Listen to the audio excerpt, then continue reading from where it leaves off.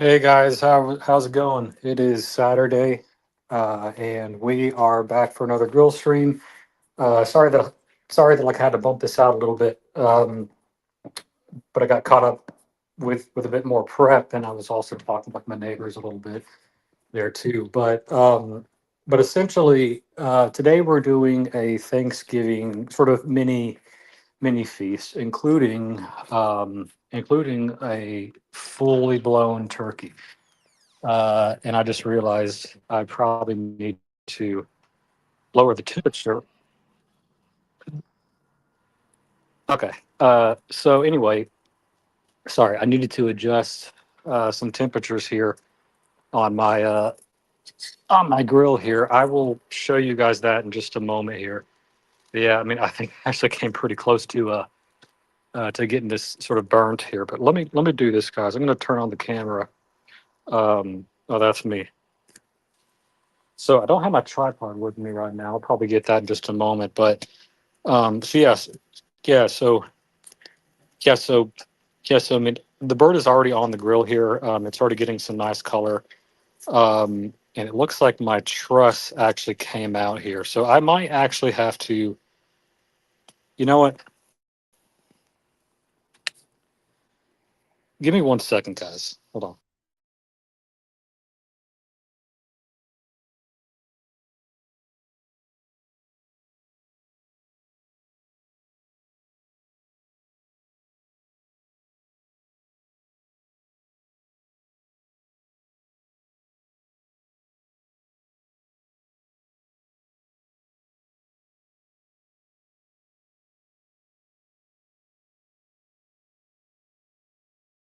And let me go get my tripod real quick. Hold on.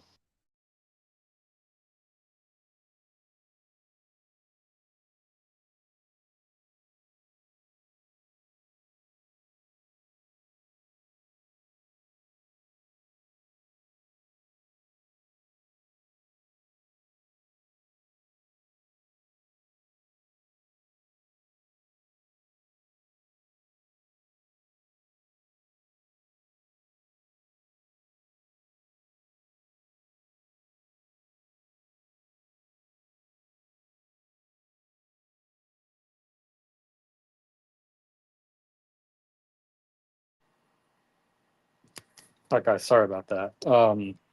So so this stream has already had a bit of a just like a rough start here. So let me explain what sort of happened just here. Um, so I kind of made the mistake of leaving both of the vents open, um, and then I walked away like to start the stream. However, um, what happens when you leave both of the vents open is that really shoots up the temperature. So it got up to like 500, 550 degrees in there. Um, and what happened was my trusses here, like the strings, those broke under or sort of, snapped under the intense heat. So what we're going to do, I'm actually going to close up both vents right now. We're going to get the temperature back down. Like let's just start at like 200 something, and then gradually we want to build that back up to about 350 here. So what I'm going to do now is let's just actually go over here real quick. And so yeah, so I mean, I had a lot of stuff in there that was sort of like stuffing or sort of filling. And what happened was sort of all that kind of came out because of the trusses broke. So we're starting the stream in a bit of a recovery mission. Um, so what I'm going to do, let's close this back up and let's just leave like it sort of partially open like that. At the bottom here, we also have it sort of partially open here. And so right now, it looks like we're sitting at about 250 right now. It's gradually climbing back to about 300 here. Um, so what I'm going to do, I'm actually going to keep it open for a little bit and let some of that heat come out so that we can get back down to like a manageable temperature. So while that happens, though, what I'll do is I'm going to put you guys over here and I'm gonna grab something from the inside real quick, just so that we can re sort of trust this bird here. So give me one moment.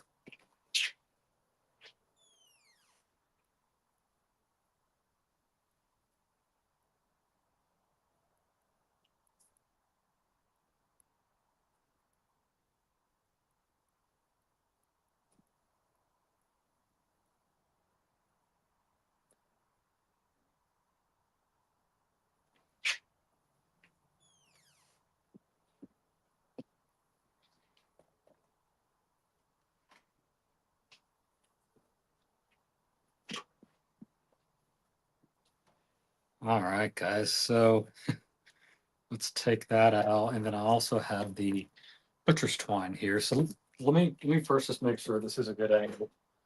I think we can actually back up a little bit. Yeah, that's fine. Do we have anybody in the chat? We do have Dodger here. Welcome, Dodger. Thank you for your support as always. But let me do this. We're gonna kind of restuff this and retruss it, and then we're gonna put it back on the grill once we're at a more sort of more sort of a manageable temperature. So, um, you know what? Sorry, I do want my sunglasses. I'm gonna be right back.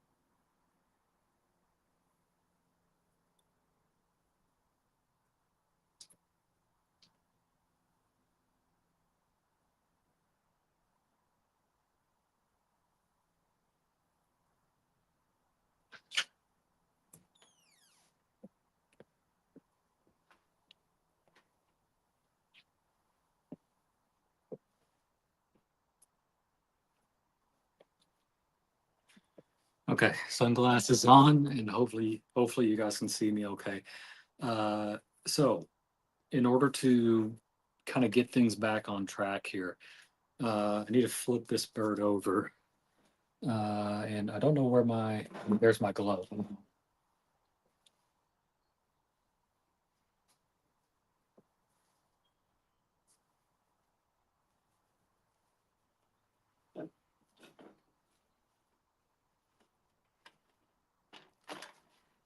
All right. So as you can see, like it almost looks like it's done already. But that's just because it was sitting under a little too much heat first. So actually, you guys will be able to kind of see some of the process that I did to get things going here. Um, so again, also, I'll be showing a few pictures of sort of like prep and sort of what went into this bird starting about like 48 to 72 hours ago. But first, what I want to do is let's actually peel some of this carrot here, and we're going to restuff this bird basically. So here's some carrot. Um, I'm going to do this over this little trash can here just so that it's not not getting too messy over here. Give me one moment.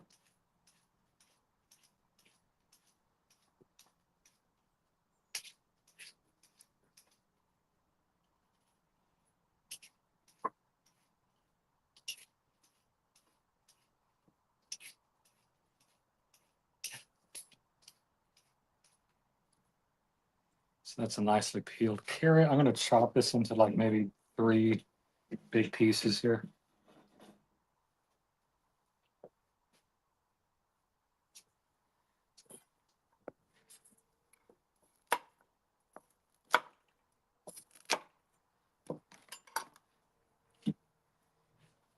All right, so we've got some carrot.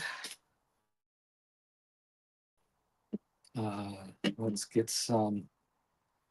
That one's a little bit dirty. I'm going to toss that. Let's get some celery. I've got half of a apple.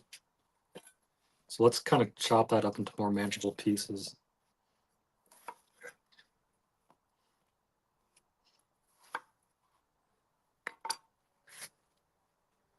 Got some apple slices. I also have one more piece of an orange. And I also have half of an onion here. So I'm going to chop that up into sort of more manageable pieces.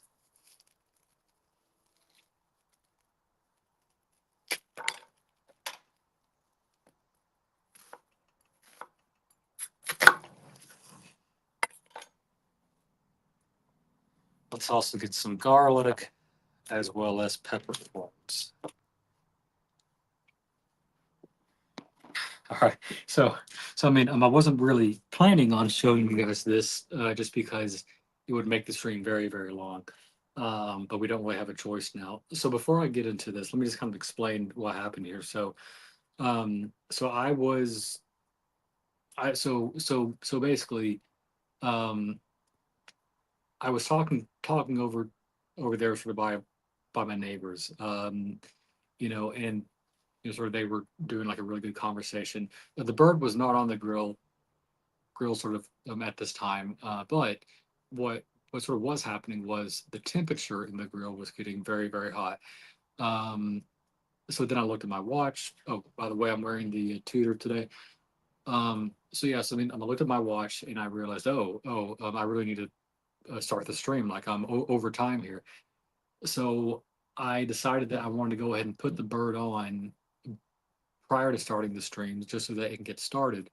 But during the time that I put the bird on, went back upstairs, the bird was already getting like fried basically. So like again, it's like the temperature was like 550 in there, and I got a notification about like my meter probe here saying the maximum temp has been reached.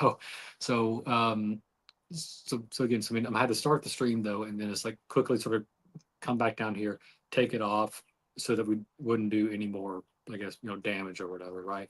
But thankfully, we caught this at a really good time. It could have been bad. But anyway, guys, Gilgan, sort of sorry for sounding a bit sort of rushed or sort of, sort of even sort of panicked. But again, I just didn't want this to get sort of fried early, right? But anyway, we're at a good sort of spot now. And what we'll do now is I'm going to stuff kind of just randomly different pieces of different fruits and veggies in here. Um, and then what we'll do is I'm going to show you guys how to truss a bird such as this. Um, so really try to stuff everything in there. You want to try to make sure sort of all the cavity is full with things that are going to make it much more tasty and sort of flavorful. So I'm just kind of randomly placing things in here as they fit. But you don't want to overstuff it. I think that's kind of what I did the first time actually. But what we'll do now is, obviously the bird is kind of all sort of, flayed out, right? So we have something called butcher's twine. And what we're going to do is we're going to get a, decent sized string here. I'm going to just cut this with a knife. And I'll start in the back here. What we'll do is I'm going to just take the string, put it underneath the bird. I'll lift it up. Oop, I almost lost my. Oh, you know what? We need to do the peppercorn. I will add this once it's like standing up here. So what we'll do is we'll just kind of put the string underneath the bird, and I kind of want so we're going to do like 3 or 4 strings here. This first one, I want it to be kind of in a position where it's in the back, so that we can hold up sort of the feathers here. So the way you truss a bird or really anything is you basically just want to do like a double knot. So you want it to be tight, and you basically just do one more. Hold on, let me flip that around.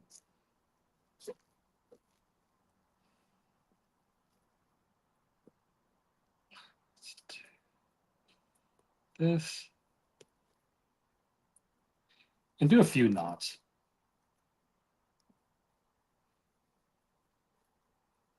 All right. So that's nice and tight. What we'll do is we'll cut off the excess.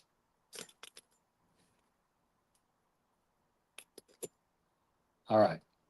So that part is done. We'll do one more here around sort of where the drumsticks are.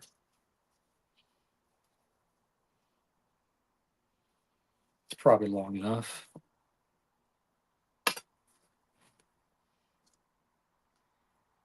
Let's cut this. And we'll do the same thing here in the middle. Let me see what the temperature is. All right. All right, so I left that open just so that sort of all the super hot air could get out, and we can essentially start to get that back up to, let's start like at like the high 200s, sort of low 300s. I'm going to lift this up with this because the rod is still hot from it being 550 in there. Let's move that out of the way. Okay. So I think the string is a little bit longer than we needed, but that's fine. Yeah, and I'm actually going to pull some of it out. So this is also the portion where you can really get everything tight in here for the actual sort of stuffing part. Again, it's not really like stuffing in the sort of traditional sort of Thanksgiving sense. This is more just things to make the bird, taste better. So like the aromatics, basically. Um, so let's get this nice and tight.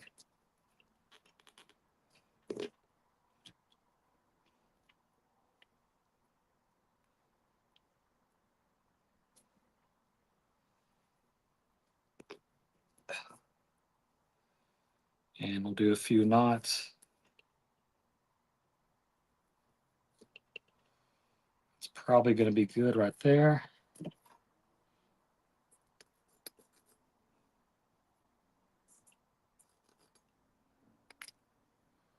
Got two down, one more to go.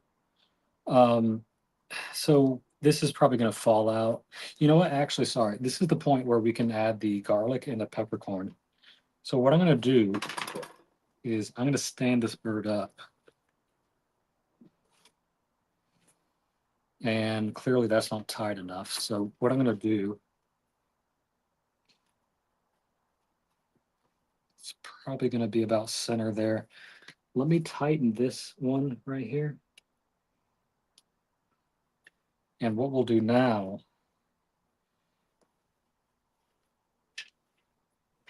is when we stand this up, this should be, yeah. So now this stays in place. So what I'm going to do now, and again, hopefully this is still in view here. Let's actually point this upward a little bit. I've got several sort of cloves of garlic here. I'm going to go ahead and just kind of drop those in. It's easier to do this when it's actually sort of standing up like this because you can use gravity to just kind of, uh, can sort of keep things from falling out, right? So I'm putting like five to seven cloves in here, and I'm just kind of trying to stuff that down in there. And let's do a bit of black peppercorn here.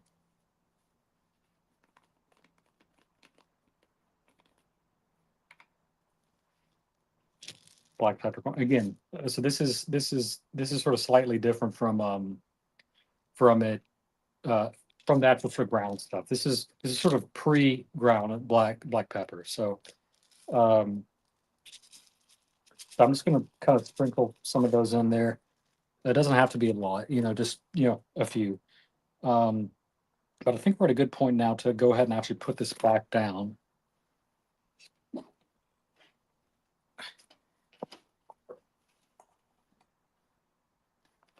And I do realize I need to probably tighten this a little bit more. I'm gonna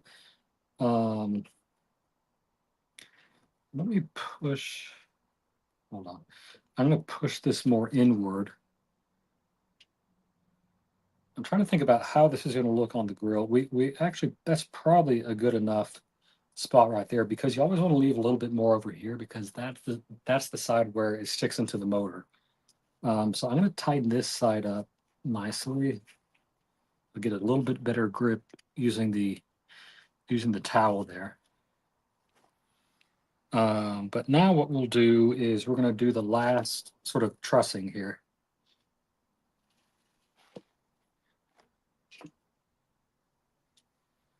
All right. So let's get back to the string.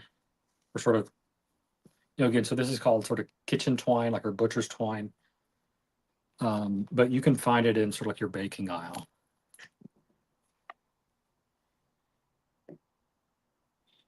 So I'm gonna stick this underneath again.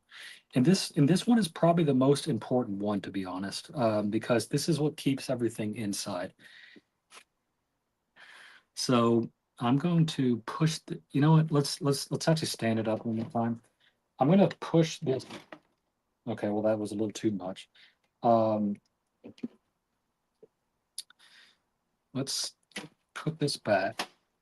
Sorry, this is like a very finicky thing. Um, so I'm going to tighten this again.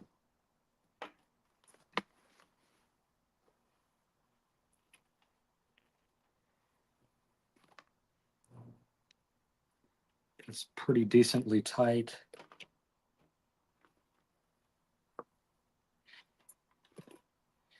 And I'm going to make sure that this side is also nice and tight in there.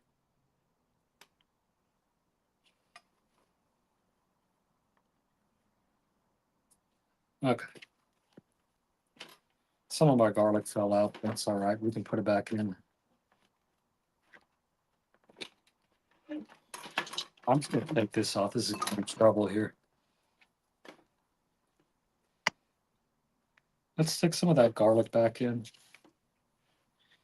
Sorry, it's a very sort of top heavy bird here, so it naturally wants to go to one side. But I think that's all right for now. Finally, let's do the last trussing here. And this is probably the most important one, like I said, because that kind of keeps everything in. So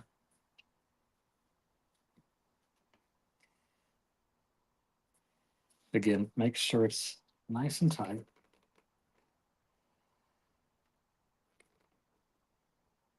And you're just going to do a double knot. Oops.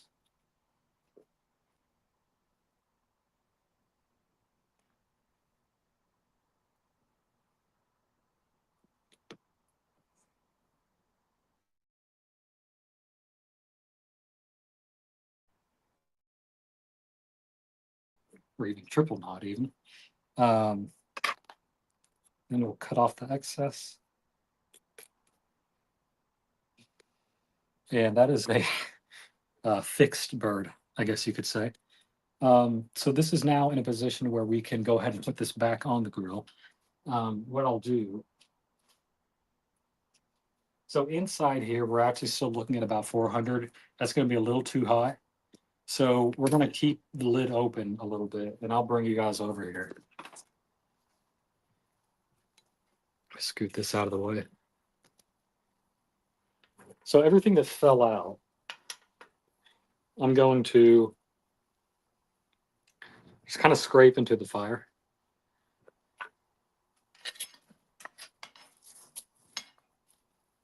And we're going to need a bit more charcoal as well.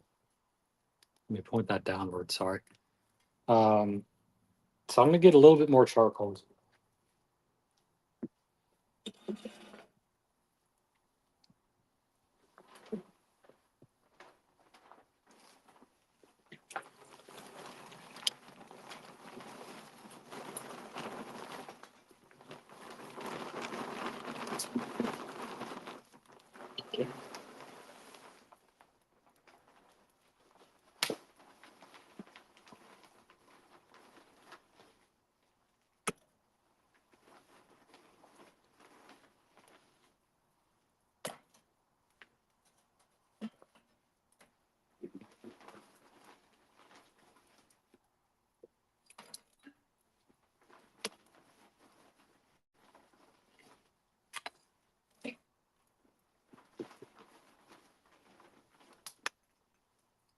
All right.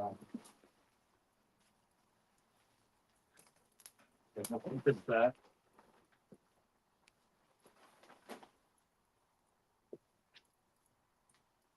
Again, so it's critical that we get to a much lower temperature here, because if we continue to let this be, 400, 500 degrees, that's going to sort of take away like the trussing again, and then everything's going to flop out again.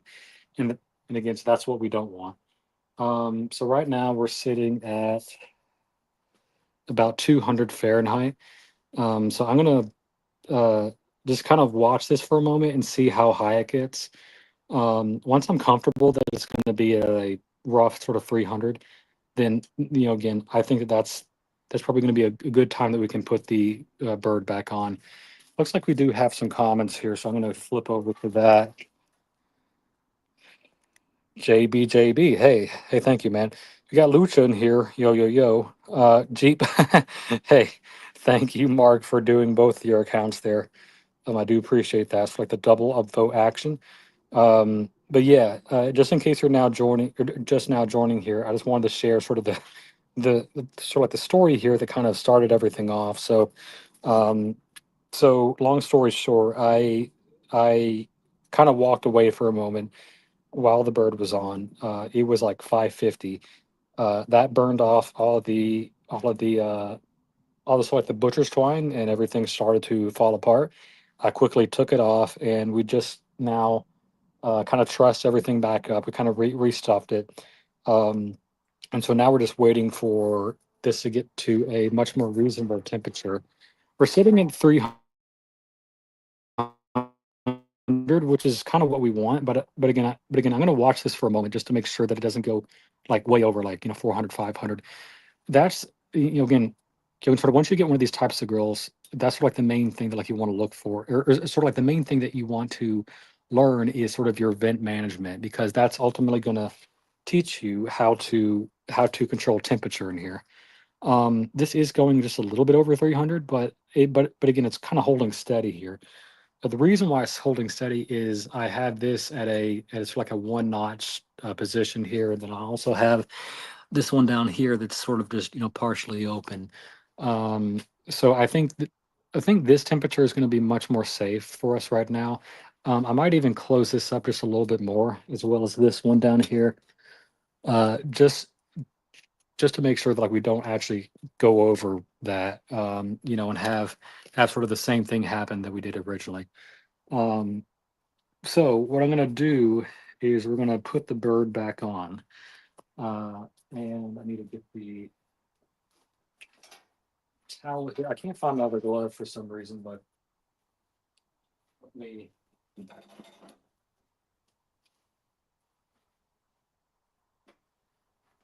open the lid first. That would help. Yeah, so we're kind of steadily staying at just for like just above 300 there. So I think we're going to be much safer this time.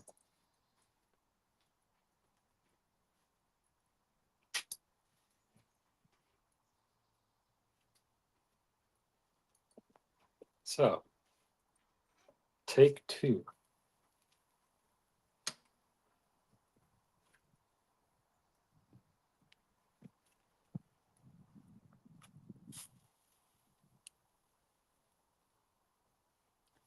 It's probably just going to be easier if I do that for now.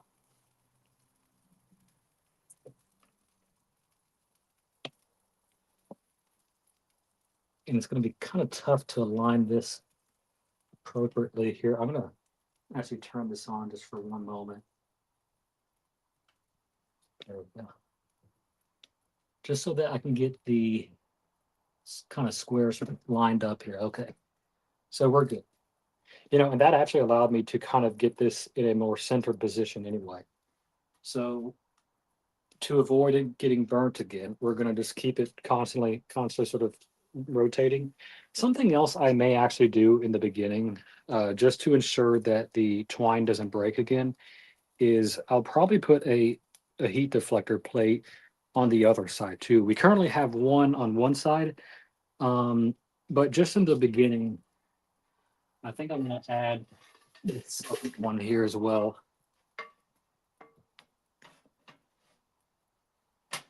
Like so.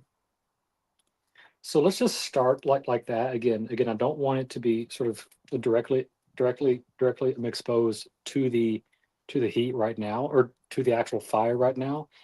But again, the heat can still sort of come up this way. So again, having said all that, we are now at a point where we can kind of let this kind of sit. We're going to monitor the temperature so that it's going to be much closer to that, 275, 300, 325 range. Again, the reason why it's like, 0 right now is because we had the lid open. And once we let this sit for a moment, we'll get that temperature back up to sort of like that sort of 300 range. OC, hey, welcome, man. Thank you for your support. Thank you for upvoting. Um, and I think what we'll do here is I'm going to sit out here just for a little bit longer, just to make sure that the temperature is where I want it to. We're also going to set up the meter probe here so that that can sort of actively monitor our temperature throughout. We're going to be kind of shooting for a temperature of around 160. Um, again, that might sound a little bit low if you're the FDA sort of, sort of listening in right now. Typically, you would cook birds to, sort of like that 165 amount. But again, there's going to be some carryover heat that's going to take it up to sort of roughly 165, right? Now you might be asking too, hey, what about sort of like the dark meat? Don't you cook that a little bit more? And typically, yes, you do. But again, I think again I have it stuck in sort of like the thickest part of the breast right now, and um, because sort of like the dark meat is a little bit thinner, it's it's naturally going to be a little bit sort of higher in temperature. So again, I think once we hit an overall temperature of about 160 in the breast, then I think that's going to be sort of good for sort of everything else ultimately. So, Luchabetic Mark, make turkey great again. Yes, sir. That's right. Um, so I'm going to open this back up just a little bit more, just so that we don't actually sort of kill the fire, right? Like we don't want to do that. We're sitting in about 200 right now, and by me opening this up, that's going to introduce a bit more air and essentially get the fire going a little bit more. Um, and once this is comfortably sitting at about 300, I think that's what I think at that point, I'll actually take you guys back inside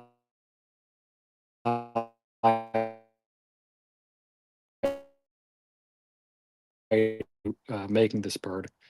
Um, so again, we're kind of comfortably sitting at 200 there. I might open this up just a little bit more. Um, but let's just chill for a moment and let me flip this around actually. Let's do flip. Oh, I'm upside down, guys. Sorry. I was in Australia for a moment. But yes, so yeah, I mean, you know what? Let me sit on this side. I don't want to dox my surroundings too badly here. But again, I'm sure that I'm again, I'm sure that Diego has already sort of pinpointed my exact location, right? Um, so I'll kind of get the grill in the frame here too, and I'll just kind of watch this here sort of periodically. But again, once we have a steady, solid, 300, 325, um, we'll go back inside sort of briefly, and I'll just kind of show you sort of like the prep that sort of went into making this bird. This bird is going to take roughly 3 to 4 hours. So again, this might be a bit of a long grill stream. I may not show the whole thing here. What I may end up doing is, you know, well, also, sorry, there's two other things that we're going to be making on the stream. I'm going to be making some mashed potatoes as well as some green beans as well, and those are going to be my sides. Again, both of those things don't take too terribly long to make. The this like the water here for like the potatoes and whatnot. That's like maybe 15 minutes to get up to like a boiling temperature, and or even 10. And like the green beans won't really take that long here too. So what I may end up doing here is I may just kind of show you um, sort of like that process of sort of making the sides, but then I'll also walk you through what I did to prep this bird and get everything ready, and then um, if it ends up taking like a really long time, like to get to sort of like that that's like that 160 mark, then we may just sort of cut it short, and I'll just kind of share some pictures of sort of like the finished product, over on YouTube and Instagram. By the way, in case you're not following me on Instagram, it's just Logan Hall's Grill Streams. Just like a bunch of sort of underscores between each word. It's actually tagged in my very sort of sort of in my sort of YouTube description. You know what, OC, if you're still here, you're my only wrench right now, so you have the capability to drop some links here. So if you don't mind, if you could find my Instagram, that would be pretty sweet if you could drop that. Um, I'm putting you to work, OC. But anyway, let's check the temperature of this now. So sorry, I didn't flip it around. Um, we're comfortable. Oh, you know what? I just realized I can zoom in a little bit here. Well, that's too much. Let's not do that. We're comfortably sitting at about 250 right now. I We do want it a little bit hotter. But again, I'm gonna let it kind of naturally make its way up there. I mean, I might adjust this vent just a little bit more. But I don't want to adjust it so much that it's gonna you sort of fly away like in temperature, like it did the first time. So let's just take a quick peek here. Yeah, so that's already looking nice. It looks like some of our stuffings kind of fell out there, but again, the important thing is sort of like the trussing, the sort of like the butcher's twine is sticking. So that's the most important part. I don't really care if the it if like the aromatics sort of fall out. That's fine. But the biggest thing here is I just want to make sure that sort of all the sort of all the trussing and sort of all the string stays as is. Um, that's the most important part. Um, so something that like you might notice as you look at this, the rotisserie sort of motor here. Uh, it's like it's definitely working here, but the weight of the bird is kind of like quickly, sort of quickly sort of making it sort of fall back down easily. This bird is about 12 to 14 pounds, which is on the smaller side actually of these birds. Here, let me actually close it so we don't lose all of our heat. But again, this motor, I would say it'll probably max out at about 15 to 16 pounds. Again, it's just sort of like a small thing here, but again, um, again, you don't want to do a big bird sort of doing this method. I mean, if I was doing it's like a much larger bird, like a 16 pound or 20 pound, 18 pound, whatever. I would probably not use the sort of like the rotisserie option. I would just probably have like a two-layer setup here.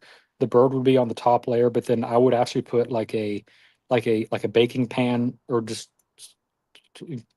Kyogen Kyogen sort of some sort of foil pan underneath the bird at a lower level so that we could the collect sort of like the drippings, right? And then we can actually make like a nice sort of gravy out of that. We are actually doing a gravy later today, but it's not going to be with the drippings. Um, I couldn't find a safe way to do the drippings and do the rotisserie. Um, again, so like the issue with that is I don't want to like cause like an actual like grease fire here. So again, I couldn't find a safe way to do that with this sort of like the rotisserie method that I'm using. So rather than risk burning my house down and everything, I decided to um, well, we will just make the gravy using some, you can sort of make like a roux basically. A sort of roux is when you have some kind of liquid and then you add in flour to essentially make that into um, into a roux basically, which is basically sort of like like the liquid and the flour sort of combined. I didn't explain that very well at all, but again, by the time that we actually start to make it, then maybe by that point I'll be able to explain it a little bit better. But um, anyway, let's check where this temperature is now. So we're sitting at about 260. What I'm going to wait for is I want to wait until it hits about 300 to 325. And then by that point, if it stays at a steady sort of 325, then we'll go back upstairs. That was a mistake that I made earlier. I sort of walked away. It got to like 550, and we almost had a very crispy, very burnt bird after sort of all this prep. Um, but thankfully that didn't happen. I was able to save it in time. So anyway, let's go back to the chat here. Let me go back. Hey, OC, thank you so much for dropping the link to my Instagram there. That is super helpful. What's on the full menu from Boston? If I get a wrench, I will upvote. Boston, you will get a wrench once I get back up to my desktop, in my office. Um, but uh, but yes. So your question, Boston, what is on the full menu? So today I'm doing sort of a simplified like Thanksgiving feast. I'm just doing two sides today. I'm um, doing mashed potatoes as well as some green beans. Um, so both of those will also be cooked out here too. Um, but first again, we have to make sure that this like the bird is sort of at like a good temperature for it to properly roast and everything. Um, Let me see what it is now. We're getting close to 300, so it's gradually going up. So that's good. Um, Thanks, Logan. I have put it already. Hey, well, you know what? That means I don't have to give you a wrench, Boston, because you can be a little bit shady. No, I'm joking. I'm joking. Um, anyway, also with the mashed potatoes, we're going to be making a like a brown gravy too, using a roux method. You can either do it with a roux, which is sort of flour based, or you can do a cornstarch slurry. Um, again, it's like a cornstarch slurry is basically you just taking cold water and a bit of cornstarch, you mix it together, and that is sort of like a natural thickening agent, basically. Any Tibetic Mark, any roadkill raccoon recipes? Asking for a friend that just bought an expensive watch. Mark, don't tell me that while you're going on your test drives with your clients, you're trying to hit the raccoons, you're trying to hit the squirrels, and you're trying to pick something up for dinner that you can go and make, a very elegant roadkill meal. Like this is my squirrel bisque this evening, right? No, no. Uh, no, sort of Lucha would not intentionally go out and kill all of our raccoons and our squirrels. But hey, Mark, money's tight right now. I get it, man. What you could do is I would love to see you make a sort of a squirrel ramen meal, because ramen's cheap, right? Um, and obviously, the squirrel's free if you can, get it. Um, let's see. OC says Boston's collector coffee brewing streams coming soon. Hey, Boston, I would definitely watch. Boston, you have to get that new new squammin. Yes, exactly, Mark. This looks like it's getting up to okay. So we hit 300, so that's good. Um, I'm gonna just sit here for what? I'm gonna close this vent just a little bit, and I'm gonna close up this one just a little bit more too. So, sorry, I forgot to flip the camera around so you didn't see me, but I've shown that about 5 million times now. So it's not like you haven't seen it, but let's flip that around. Anyway, let's go back here. Boston said, for gravy, Gordon Ramsay has a great recipe involving tomatoes that thicken the sauce without flour or a cornstarch. Ah, interesting. Okay. Um, Here's the thing, Boston. And if and it, again, if any of the British people are watching right now, just kind of plug your ears for a minute. Um, British cooking isn't all that great. Okay, it's not very flavorful. There's a lot of beans on toast. Tickers, fuck your beans and toast, man. Sorry, but it's just a complete abomination, a culinary catastrophe, right? Um, so so again, sorry for all my British friends watching right now, but sorry, but your food is pretty bland. And until you come over here to like the US and you have some of my food, then then you'll realize, oh, this is food, man. This is actually, what I've been missing for all my life, right?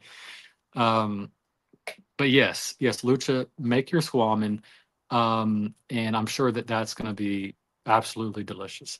Boston is sponsored by Hexclad. Now, now Gordon Ramsay is famous for sort of using Hexclad and sort of sponsoring Hexclad. Um, I personally don't have any Hexclad cooking ware, so I can't really speak on them. But I think anything that is heavily endorsed and advertised by any celebrity, it's probably not that great of a product because why do you need all that celebrity backing when the product isn't selling itself, right? If you need all that backing, the product's probably shit, right? Um, so Boston says this is a French recipe. Ramsay is traditionally trained. Oh, okay. Yes. All great chefs uh, are brought up and taught using French techniques.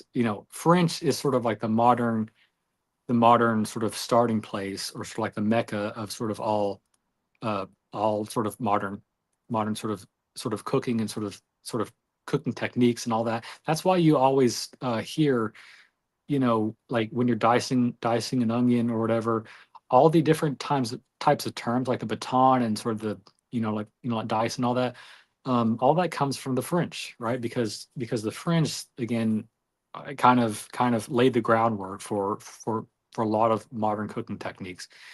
Um, they also like tutor over that. Yeah, you know what, OC?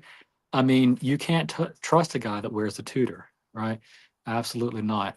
Um, let's see. There's a few more comments here. No, I'm sponsored by. Hey, Made In. I can vouch for sort of Made In. Made In is kind of like the new wave of like all clad.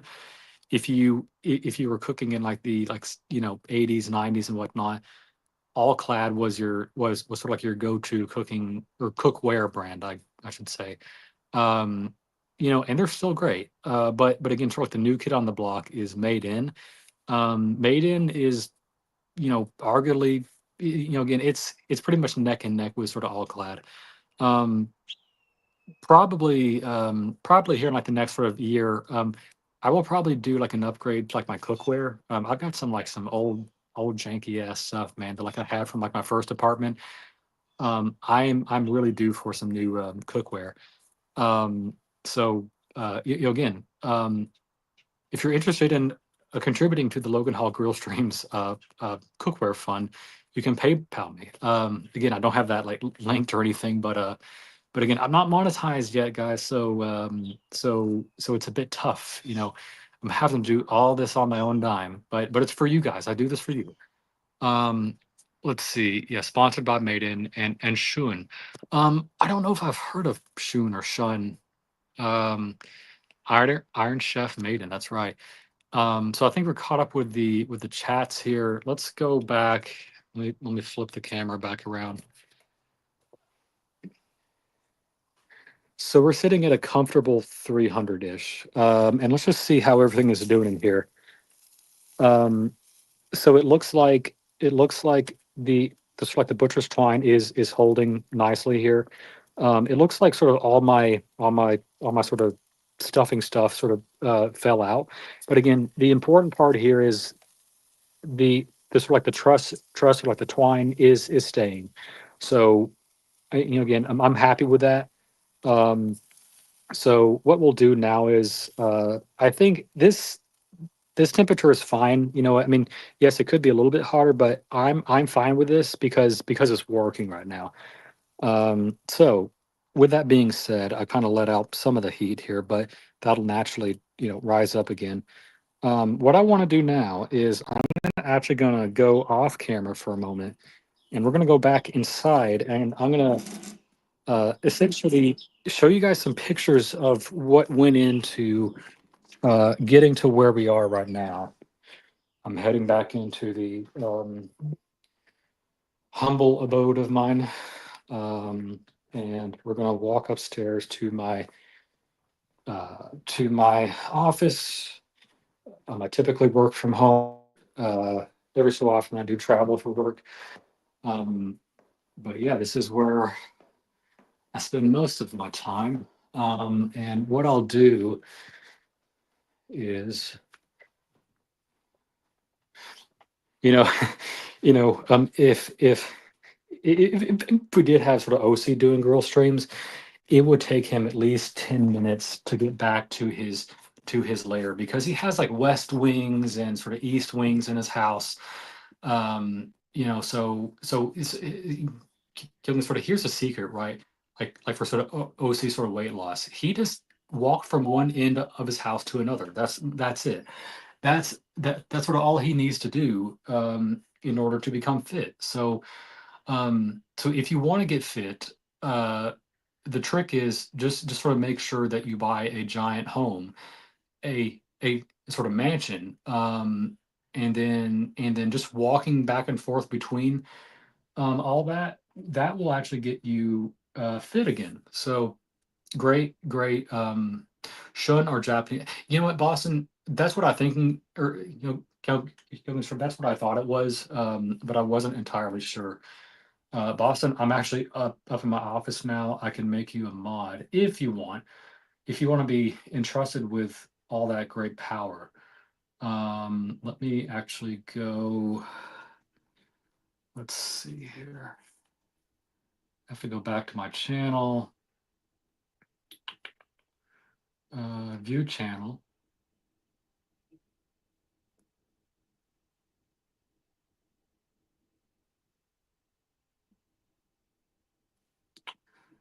Thanksgiving special. That's me.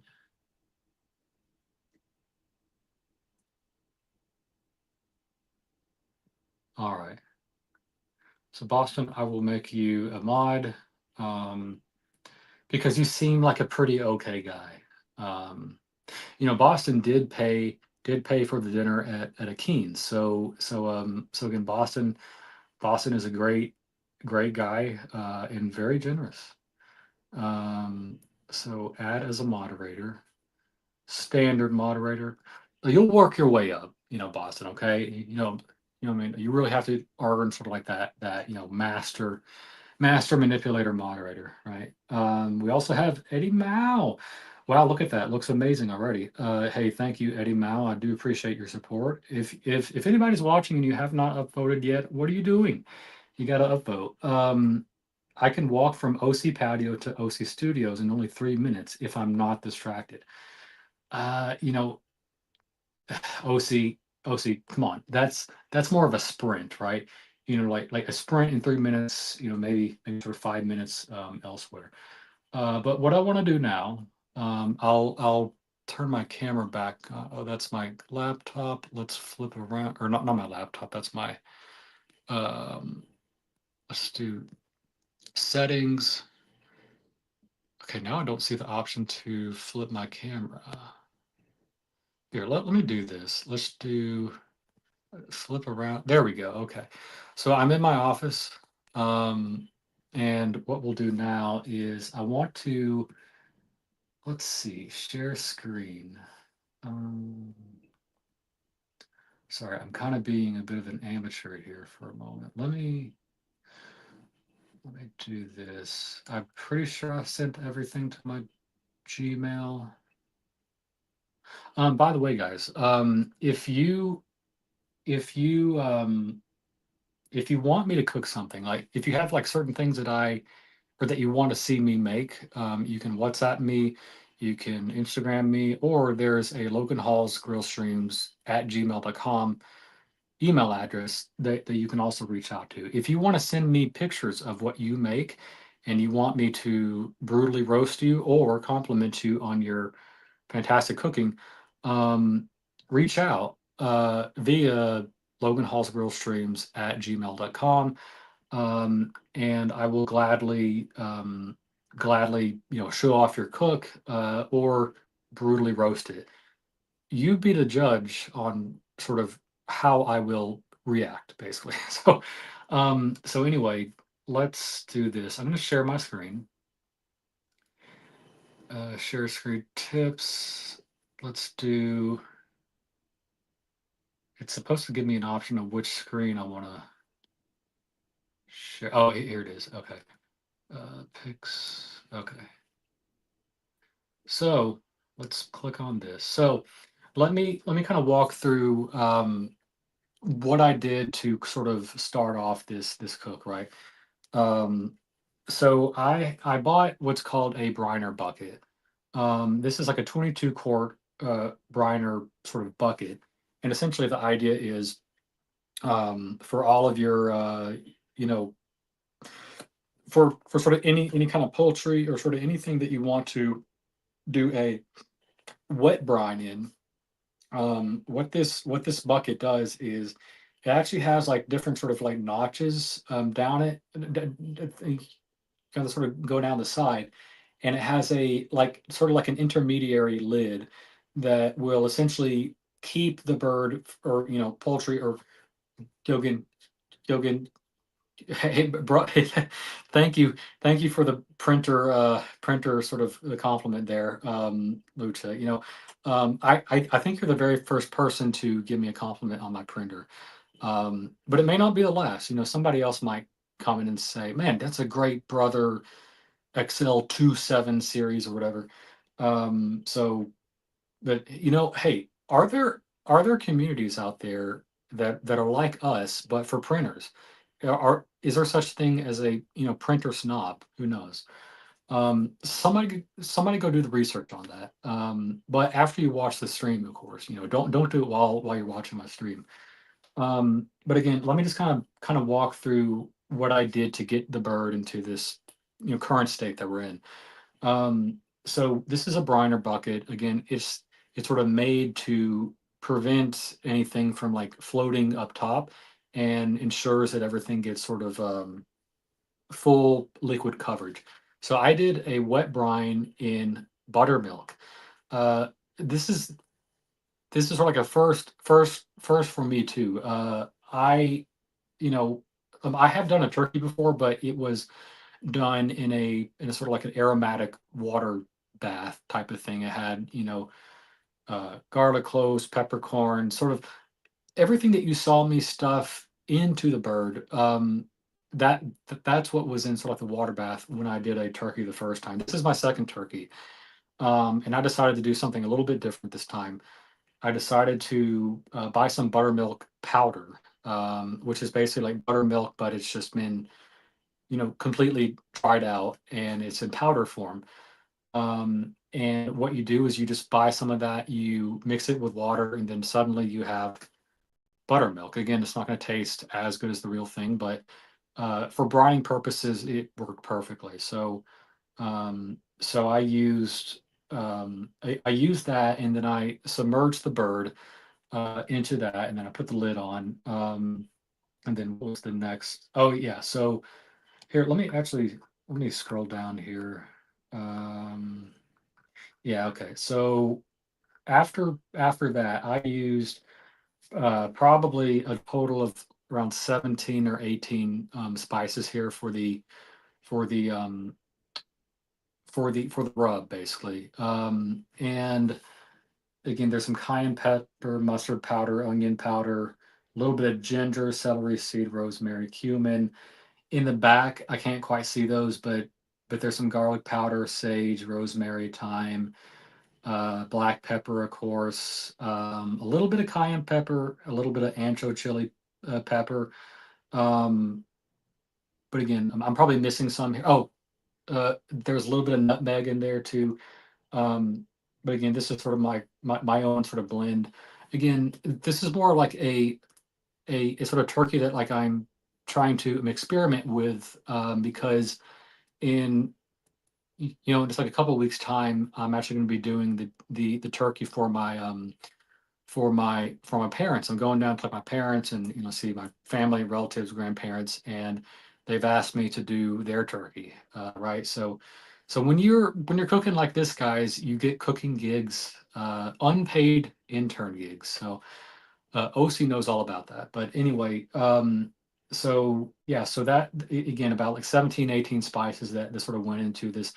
if this bird comes out like too hot or something, then I will be able to adjust that when I go down to like my parents' place and sort of cook for them. Again, this bird is actually going to be a little bit hotter or sort of in terms of spice than probably what I would make for them. Again, when you have grandparents that are like 90 years old, um, you don't want to give them anything too hot or whatever, right? Because you're gonna blow their socks off. No socks are to be blown at this Thanksgiving dinner. So, man, that sounded a bit nasty. But anyway, this is the rub that's sort of all sort of fully incorporated. And what I did also prior to prior to actually getting the bird on the grill was I made a bit of a compound butter, if you would. Um, there were sort of two methods that I could go here. I could have done a like liquid injection into the breast and sort of like the drumsticks and all that, or I can make a compound butter where again like the creation of the compound butter is sort of essentially the same at the start. I think I melted about 2 sticks of butter and I had rosemary, thyme, and sage fresh in there to enrich the flavors and whatnot. I think there was a bit of salt and pepper in there and garlic powder too. Um, but I essentially let that boil down, or not boil down, but at least sort of let the flavors meld together. And then what I ended up doing was I decided to do do the sort of like the injection route. Um, so I have a I think I have a picture of that too. Yes, so this is a professional grade, uh, sort of a sort of liquid injector for sort of poultry or whatever you want here. Um, but anyway, I use this with the sort of like the compound butter that I let cool down first. Like you don't necessarily want to put like piping hot butter in there into the turkey either because some of the heat might actually start to cook the turkey, and like you don't necessarily want to do that like just yet. You want the cooking to come from the charcoal, of course. So anyway, so I used that and I kind of injected, into the breast, into sort of into like the drumsticks as well. But again, that's what I did sort of as prep. Again, I sort of stuffed the bird. You guys saw that or sort of saw me do that earlier when things kind of failed at first. So this is what it looked like before things failed. Um, and let's see, was there any? Yeah, yeah. So this is another sort of final sort of picture of it prior to it going on. Oh, this was like the briner bucket prior to like it going into the fridge. So I think that yeah, so that includes all my prep there. I think what I'll go ahead and do now is I'll probably go back downstairs and I'm going to um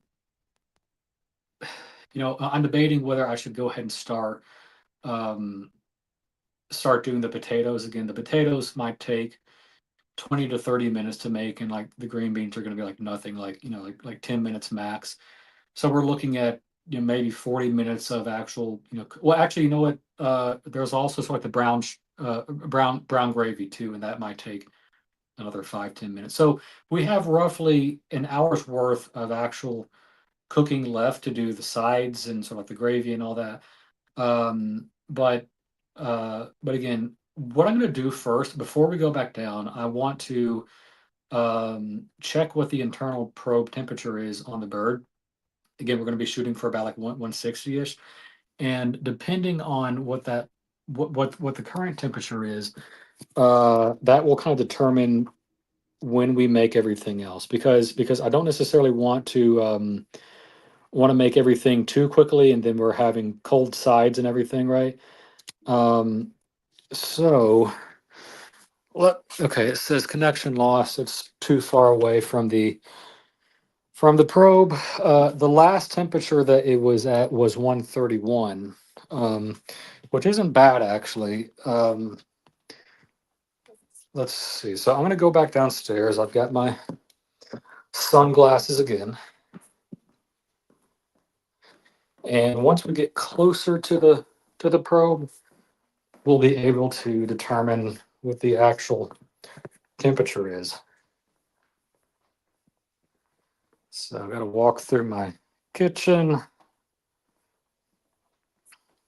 See, that took about like 30 seconds. Like for again, like for OC's house, it takes them 3 minutes. So that just kind of gives you some perspective there. So anyway, let me see if let's see what we're okay. So we're at a comfortable like 290, 300 right now.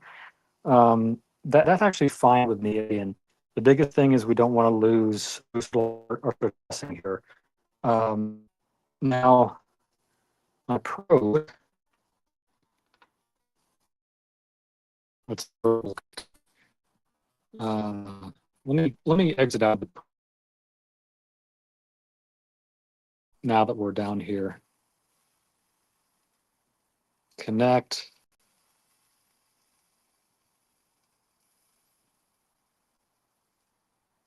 Okay, nice. So we're at 137 internal. Let's set up the cook. Turkey, whole, charcoal grill. Let's bump that down to 160. Start cook. Yeah, I mean, I wish I could share my phone screen with you guys, but I don't. I don't think I can do that. But yeah, so right now it says the ambient temperature is about 338, which is actually perfect. That means that I need to adjust my sort of manual gauge here. It's slightly off, but it's an easy fix. It's just like a screwdriver thing that you sort of adjust. But yeah, 338, 339. That's actually perfect. I'm I'm very happy with that. And we're sitting at about 138 internal right now. So this app will also tell me how long it's going to take to get up to 160. I think given that we're like 20 degrees away, I think I will go ahead and start to make the, the actual the actual sort of mashed potatoes and like the green beans and all that. So what I'll do, let me turn. Yeah, turkey needs resting time. Hey, very good point, Boston. Typically, I'll probably give the turkey about 20 to 30 minutes to rest too. So that's a good point too. But anyway, let's go ahead and turn the camera back on. Okay, there's me, and I will flip upside down. Um, and what we'll do now is I want to clean up this sort of workspace a little bit first. Um, let's put all that over there.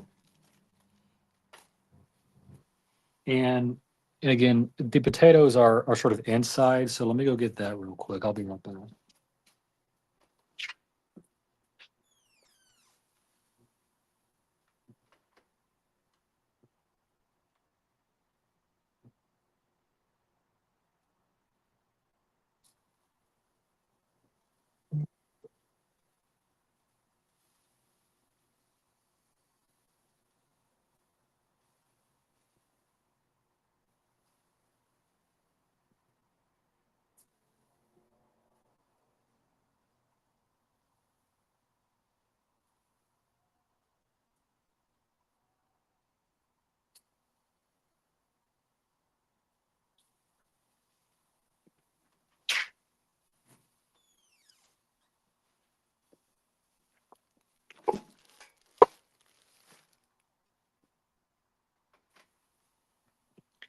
All right, guys, let's get back to business here. I'm gonna flip you guys around.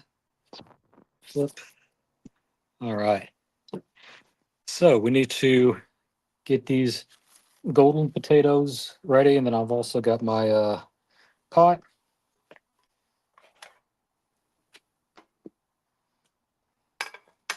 I'll go get water here to. Well, actually, you know what?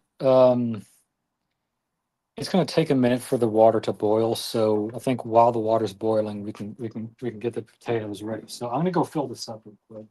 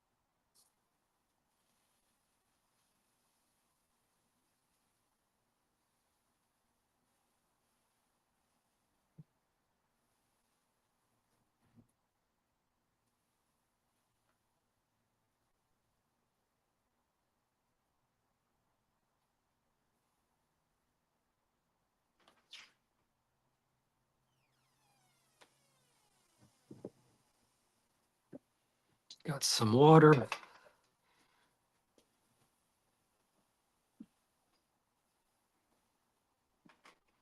Again, when you're filling a pot for something like potatoes, you have to consider the water displacement of the thing that you're actually putting in the pot too. So don't fill it up sort of all the way. Make sure that there's going to be enough room for the actual thing that you're putting in there too. And before I start to get like my hands involved here, I'm gonna wash my hands real quick, just to be more sanitary. So I'll be right back.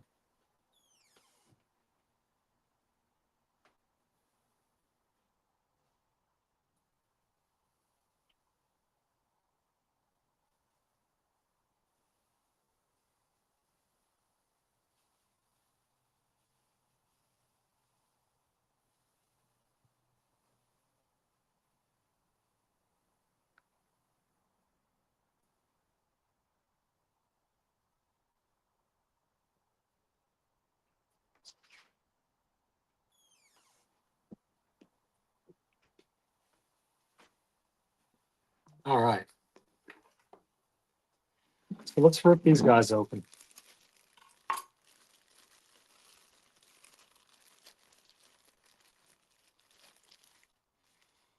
You know, I do need to rinse these off, guys. Sorry, I know I keep on going back in and back out, but let me rinse these off first, and then I'll come back out, and then we'll actually get to slicing some of these. So I'll be right back.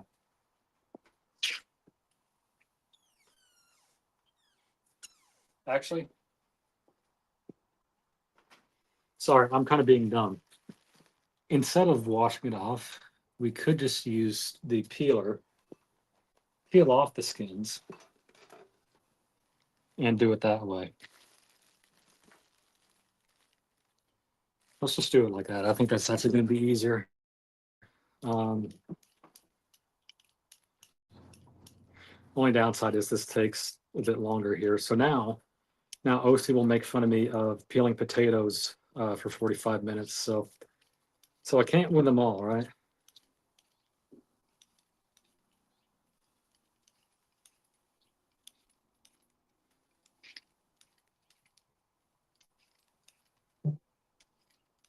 So I hope you guys watch, or again, I hope you guys enjoy watching this, because I don't know, there's probably going to be like 10 minutes worth of this. But again, when you're doing potatoes, or at least sort of mashed potatoes, you want to ensure that all the pieces are roughly the same size. So again, I'm cutting this up into like quarters basically, and that's what we're going to use for this. So again, so that's sort of like roughly the size that we're looking for. And when I'm done chopping here, I'm going to go ahead and put it directly in the water, because if you leave potatoes out, they're going to brown easily, and we don't want that. Um, so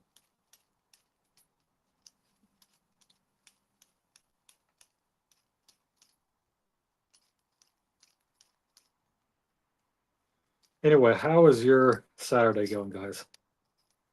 Leave a comment for me. Are we watching football, Lucha? What is Penn State up to today? What are they, or sort of who are they playing?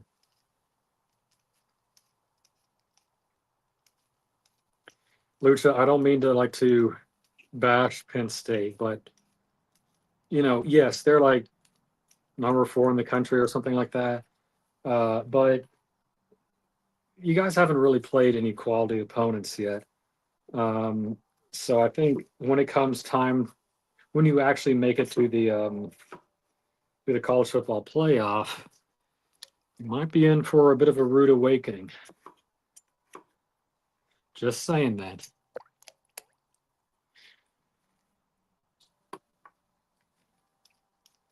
Yeah, my Tennessee Vols play Georgia tonight. This is going to be the make or break game for us. I mean, again, right now we're sitting at 8-1. Um, again, for like our only losses to Arkansas, which is kind of a busted game, honestly. I mean, like that's a game that we could have easily won. I just don't think we gave enough effort in that game, unfortunately. Um, but yeah, I mean, hopefully we get the win tonight, and that kind of cements our spot in the SEC championship. Um, and obviously we would move up a little bit in the college football rankings.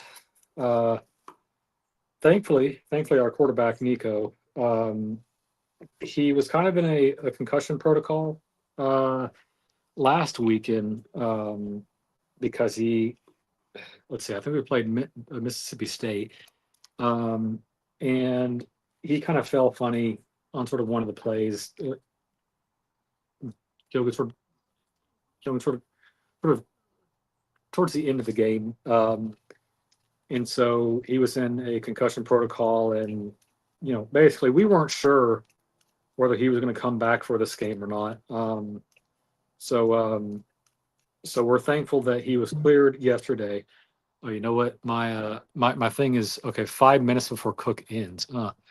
I don't know if it's going to be that quick. Um, let's quickly take a look and see how the bird is. Oh man, that is looking pretty amazing, if I say so myself. So okay, so I do have to actually go in here and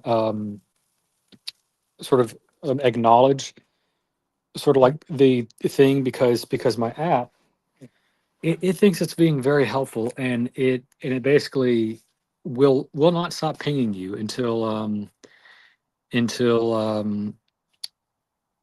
until you actually go in and say yes, I actually acknowledge that. What we may end up doing, guys, actually, is I might just kind of kill the heat on it, and then let it sort of ride out like the last like 7 degrees. So let me go back here.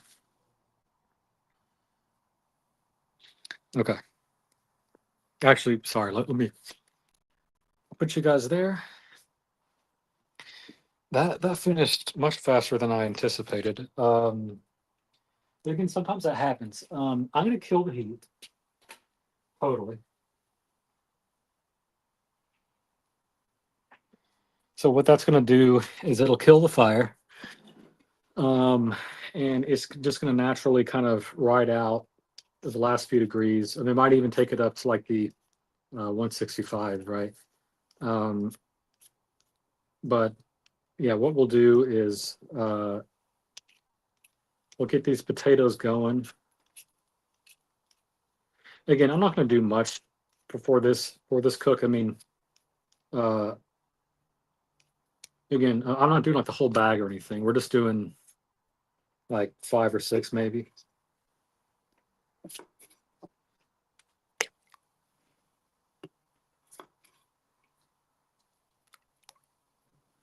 Yeah, I mean, this timing might actually work out because again, it's going to take, like Boston said, it's going to be, you know 20-30 minutes to actually rest and everything. So, and again, we have roughly that amount of time that we're going to be making all the sides here too. Anyway, so um, sorry, I'm getting a notification that uh, so it's telling me to go ahead and take it off. Let me go back real quick. Remove from heat. Um, you know what? I'm gonna wait until it actually. So, okay. So here's sort of like the dumb thing about this app. Um, like it doesn't like okay. So I want the final temperature to be 165, but I set it to 160 because that's when I want to pull it off. But it thinks that my final temperature is sort of 160. But so currently it's at 155, and it thinks that I should go ahead and take it off. But again, I'm going to let this ride out for another sort of 5 degrees, and then I'll take it off.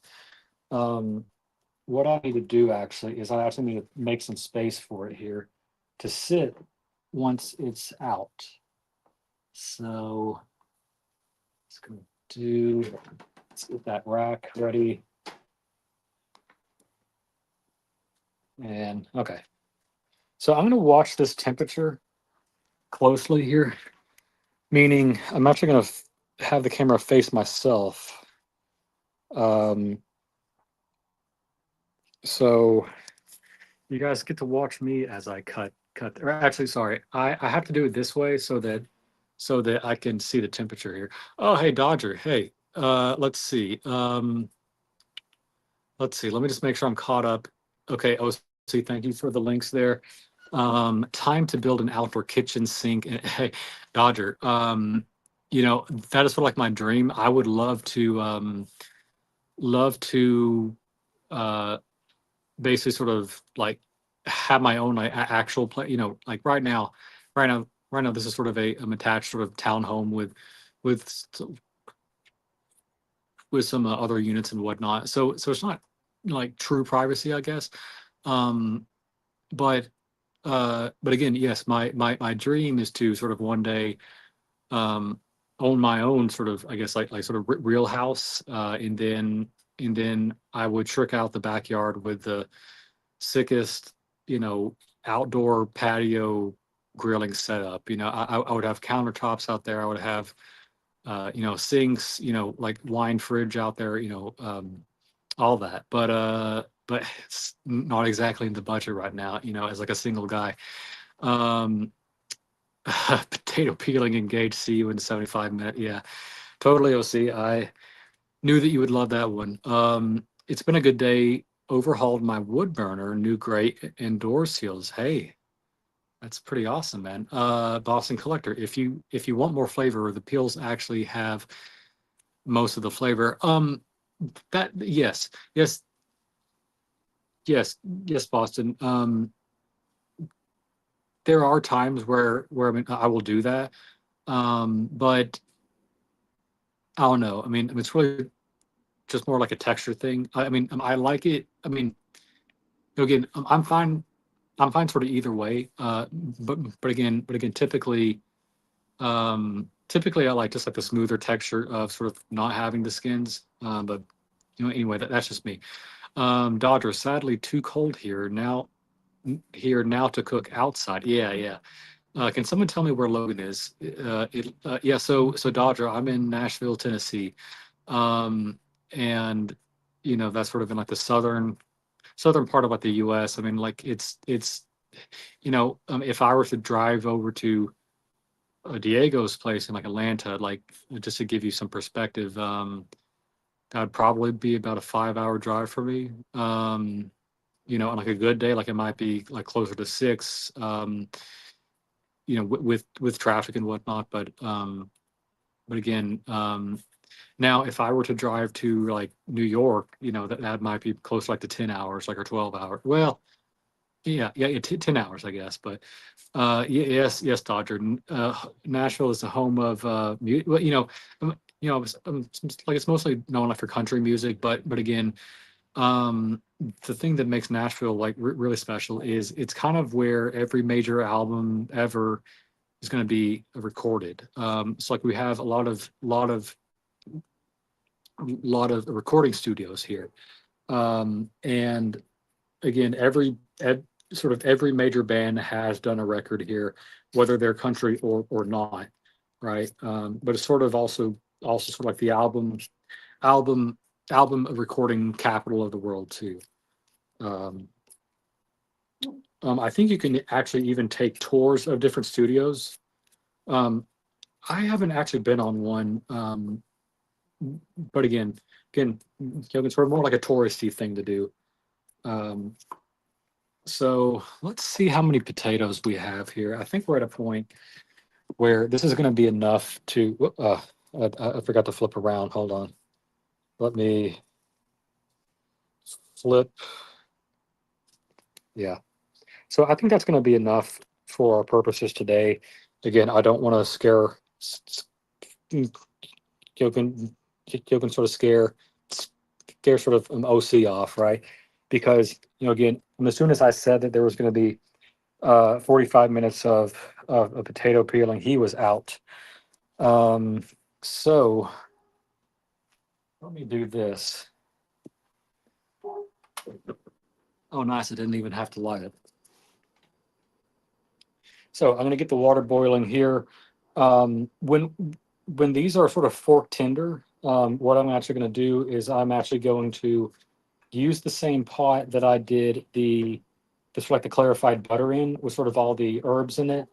I'm I will actually use that again. I will probably do another like stick of butter and then a little bit of milk in there, and that's what we're going to use to actually sort of make the mashed potatoes actually, really flavorful. Um, One thing I may also do is I'm probably going to chop up some garlic and I'll probably put that in the pot as well. Um, and what else? Oh, I need to get my sort of so there's something called a potato ricer. Like an OC is going to be like, "What the fuck is that?" This cooking nerd. It's basically just like an easy way to make sort of your mashed potatoes into like a nice sort of creamy texture. So um, let me actually quickly. Yes, 65F in Nashville. Yeah, yeah. I mean, it feels great out here. What I'm going to do, I'm actually going to flip the camera back around. Okay, so we just hit 160. So let's take the bird out. You know what? I kind of want to get like my instant probe, just to sort of check different areas of the bird, just to make sure that like it's all truly cooked, right? So I'm gonna go get the instant probe real quick, and then just sort of check this real quick before we take it off, and then we're gonna let it rest for 20-30 minutes. So let me open this up. You know what I will do, guys? Actually, I'm actually gonna take a quick video for Instagram, so that I have something to show later on. So give me 1 second here. It might go black.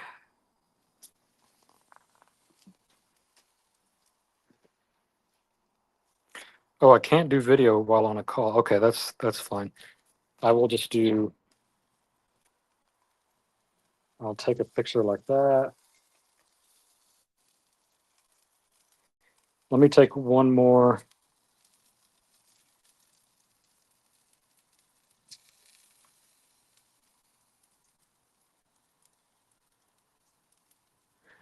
Let me wait for it to go around again one more time, actually.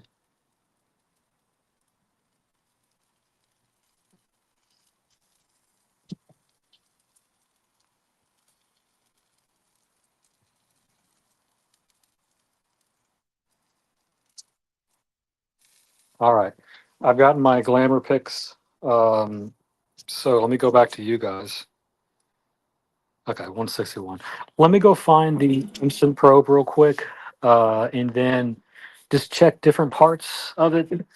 And then I will actually here. I guess I can just take you guys with me real quick. I guess it doesn't really matter. Usually I keep it in a drawer really close by, but sometimes it makes its way to other unknown parts of the home. Um, but okay, so it's not there, but I believe it's upstairs. I actually need to get something upstairs anyway. Um, so I actually have a second fridge up here upstairs for like water bottles, and sometimes I keep milk up here for like cereal and whatnot. Um, so oh, now it's giving me a notification. Device disconnected. So I'm gonna grab the milk from the fridge. Oops, dropped my sunglasses. Um, I got the milk, and then yep, I see my probe. So we'll get the probe.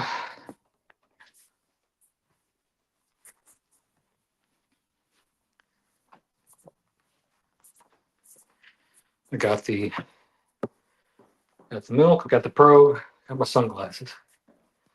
It's a bit of an odd combination of things, but sometimes it's that way. So yes, my app is telling me take it off, take it off, take it off. So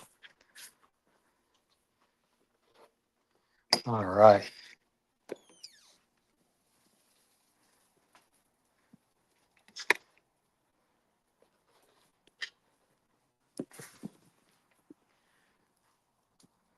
So let's put that there.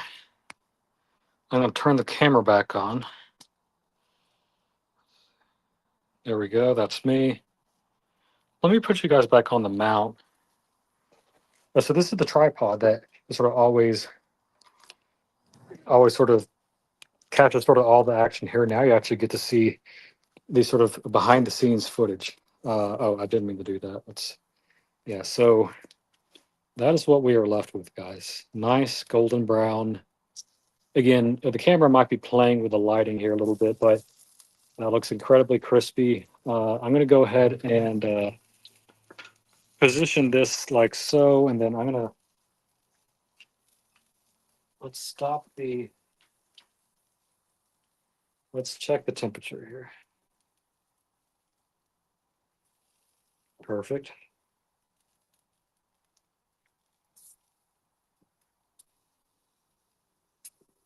Okay, I think we're golden. So let's take this off.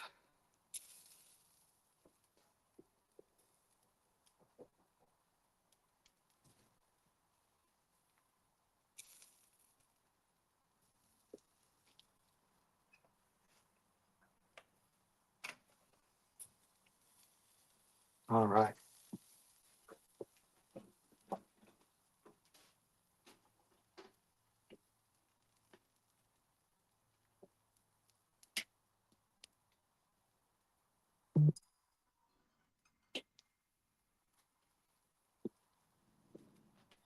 All right, guys, let me close this back up here. Um, so in general, everything registered about 160, 165, some spots like are 170. Um, but but again, that so that's gonna be fine for the dark meat here. But let me get you guys a nice sort of glamour shot there of the turkey. Um, and I think what I'll do now is yeah, so we're waiting for this to heat up here to actually get like boiling state.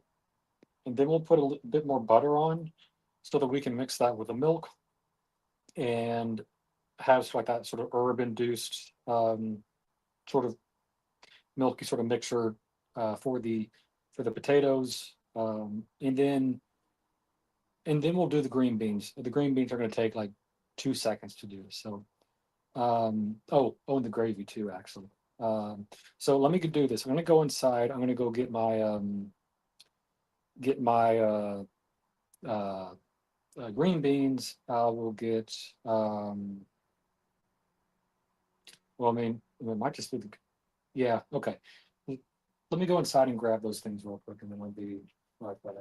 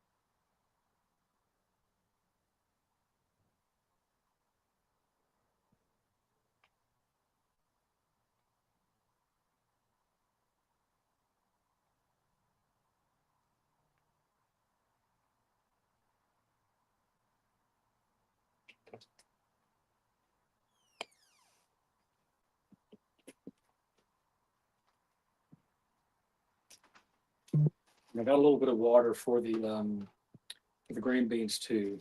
Um, I also need a little bit of flour, so I'll be right back.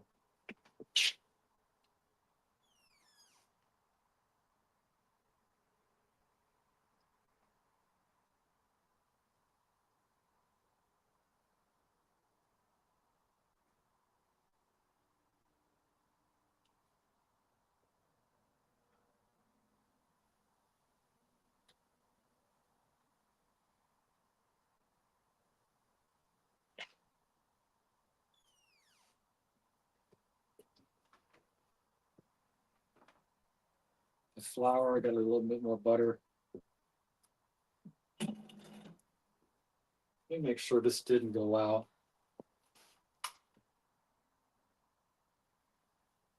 So that's going. All right. So let's do this, guys. We're gonna do some garlic chopping here. Oh, see, it'll only take 20 minutes. No, I'm joking. Not quite 20 minutes, but you know what? Uh, Let me put the milk back in the fridge. I don't want this to like really sit out like for too long. So when we need the milk, I will bring it back out.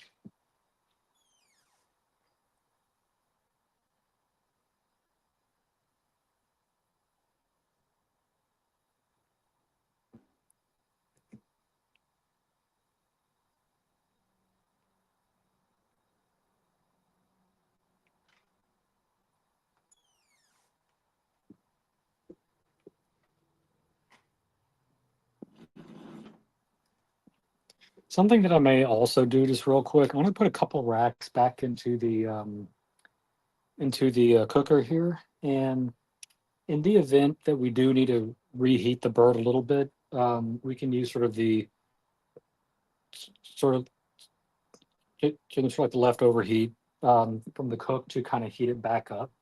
So I'm just gonna put two racks back in right here. Again, we may not need to do that here, but if this bird rests for like more than 30 minutes, then I might just leave it in here for like 5 minutes, just kind of get it back up to temperature.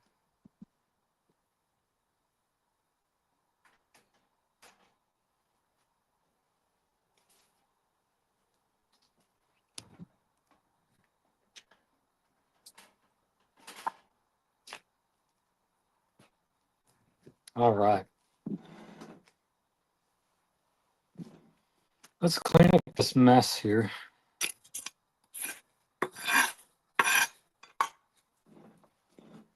Get a trash can over here. You know, we can also chop up some of the green beans too here. Just, again, chop off the ends.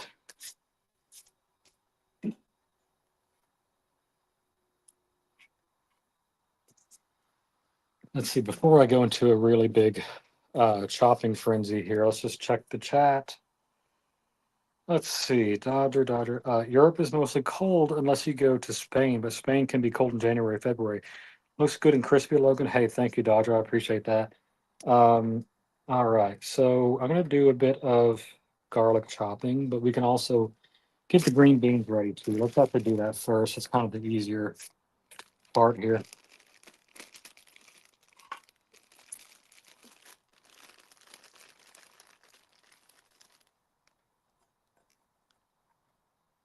Kind of just line it up and do it sort of all at once like that.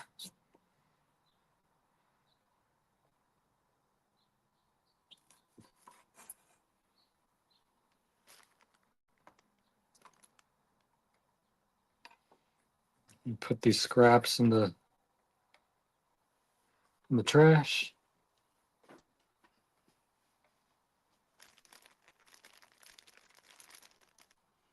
Let's get a little bit more. Let me put the rest inside real quick.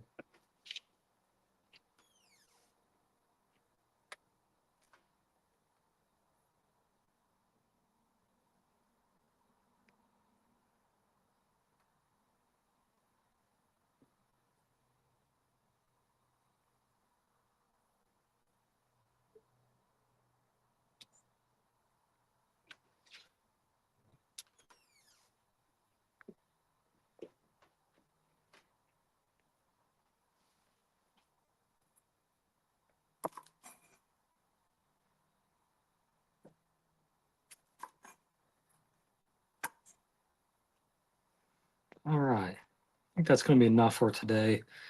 Um, let's take these scraps here, put that away.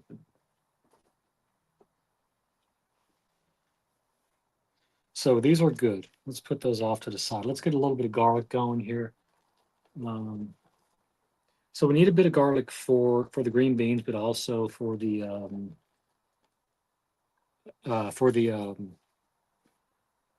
for the mashed potatoes too. So, it's actually going to be easier if I stand up for this. So I'm just going to chop off the ends real quick.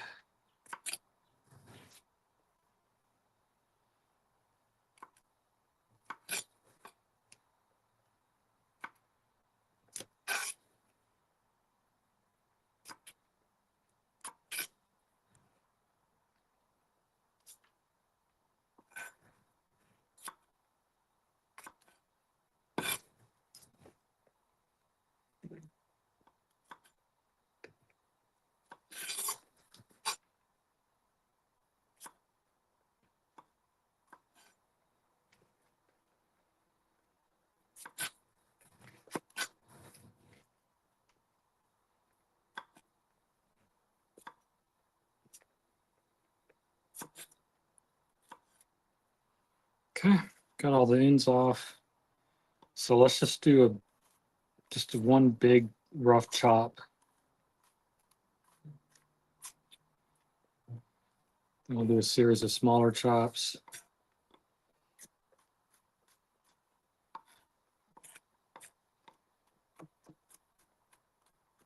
OC, start the timer now.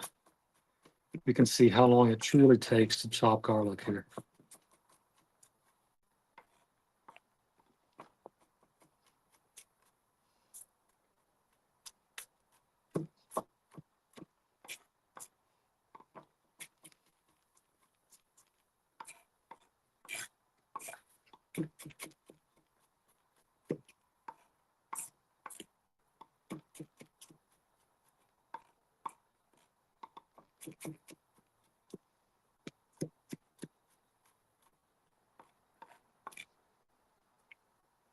So did anybody watch the Tyson and Jake Paul fight last night? I think it basically went pretty much sort of how everybody expected. I'm really not sort of again, I'm really sort of not into boxing or anything like that. But since it was like the fight of the year or whatever, I figured, well, okay, I'll watch it, I guess. Um, but yeah, I mean, I think it kind of went pretty much sort of how everybody thought it was going to go. Um, Tyson came out hot in the first two rounds, but really quickly lost steam after that. Um, you know, Jake Paul was pretty confident the whole time. Um, and he came out on top, right? Um, but he did make it classy, though. I mean, like he even like bowed to him, like the end of the eighth round. Um, so that was kind of cool. And he's had a lot of good things about him. Um, sort of during his victory speech too. Um, again, that's all well and good, but Jake Paul, Jake Paul and Logan Paul are still, absolute dicks. I mean, they're just these, utterly rich young dudes. They kind of make me think of um, there was a series on a Netflix, the the Menendez brothers, basically. They're just spoiled rich kids, basically. Yeah, I mean, you know, Jake Paul has actually made something of himself. I mean, he's become a boxer. He's getting some. I think they said that this was his like 11th major fight or something like that. So I mean, yeah, I mean he's making a name for himself. But like Yogan, Yogan, sort of not to disrespect my sort of a doppelganger in terms of name, but again, Logan Paul, he's there's just nothing good I can say about the guy. Um, but anyway, if you did watch that, let me know what you thought last night. Um, I'm sure that would add to the conversation. Again, I really can't speak to boxing. I mean, I've seen maybe three fights in my life. Um, and it's really not something that I get. I mean, again, like there's like a lot of like guy hobbies, right? Like there's like boxing, there's golfing, sort of all kinds of things. I mean, my dude hobbies are watching, cooking, football, cars. I'm into cars. If you're a guy and you don't know how to drive manual transmission, I don't know what to tell you, man. I used to own a BMW 335i, very similar to like the one that Mike the Snake had. Actually, he had a white 335 IS. The S in the IS is basically the sport one. I mean, again, I don't really think all that much was like added or sort of changed in that version. But I mean, I think it was maybe like slightly lighter or something, and like maybe had like a light tune on it. But um, anyway, yeah. I mean, I owned that car for about 3 years. It was a really really fun car. I even joined like the BMW CCA, and I went on all kind of mountain drives with them. And yeah, I mean, that was really fun. That was a really fun time in my life. I ended up selling it to sort of help fund the house purchase almost 3 years ago. Um, and I mean, I'm sort of glad that like I did sell it back when I did. It was due for quite a bit of maintenance, to be honest. I mean, probably like 5 or 6 grand in maintenance to really get it back up to tip top shape. And whoops, keep dropping my sunglasses. Yeah, I mean, it was a fun car. I might get like another sort of fun car someday, but not exactly in the budget right now. Um, anyway, we've got this cooking here. I do actually need a fork to. Oh, you know what? I um, didn't get the ricer. So let me go get that real quick.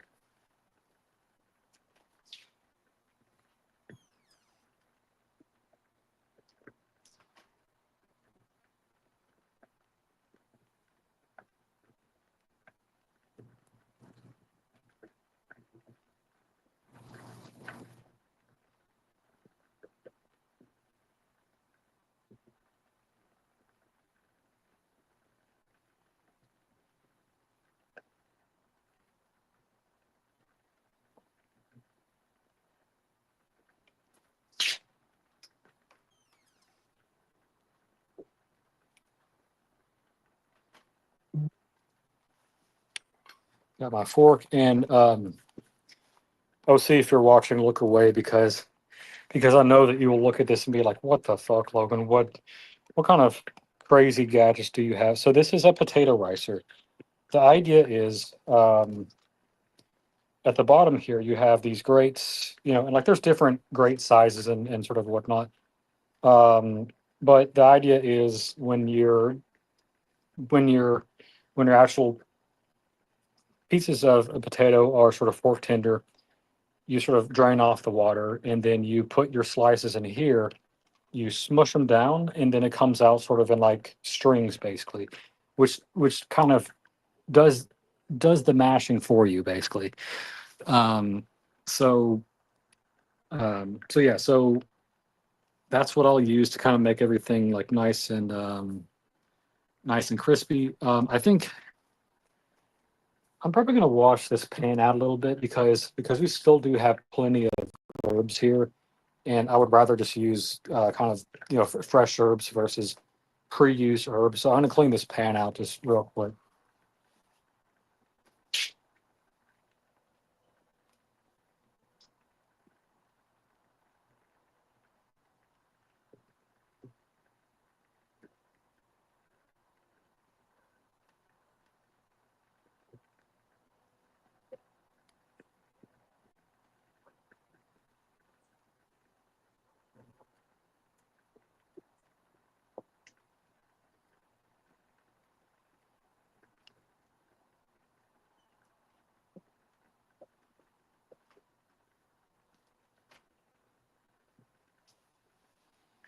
right, just did a rough clean on that.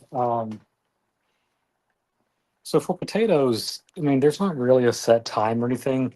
You start them from cold. Like you don't sort of drop in potatoes that into like a boiling water. Oh wow, so the OC is rebel streaming me. Thanks, OC. Thanks. But no, not joking. Um, but but anyway, you sort of always start them in a cold sort of water, and then they kind of gradually sort of come up to like a boiling temperature. I think they still have a ways to go. Let me kind of poke some of these. They're getting there, but I think that needs about like 5-ish more minutes. But for those of you that are still here and watching, and not going to OC's channel, um, how's your Saturday going? I know that we kind of talked about that a little bit earlier, um, but you know what? Actually, one thing that we can do is I think we can kind of disassemble the bird while we wait. For like another like 5-ish minutes or so for these guys to get done. Let's do that. So I'll put you guys right here, and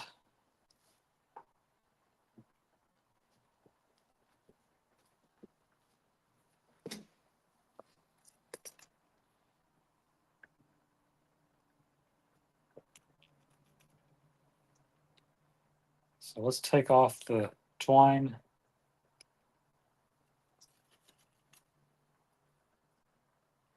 And let's see, is this hot enough? Yeah, okay. Or sort of cool enough, I should say, to take off. Um, yeah, that's fine. So I'm gonna slide that out and slide this out. We'll put that off to the side for now. Let's get the strings out. And again, I think most everything kind of fell out anyway, so I think we're good there. Let's get that string. Um, I'm debating whether I want to put it back on the on the grill, like just for like a little bit. Let me check the temperature real quick. Hold on.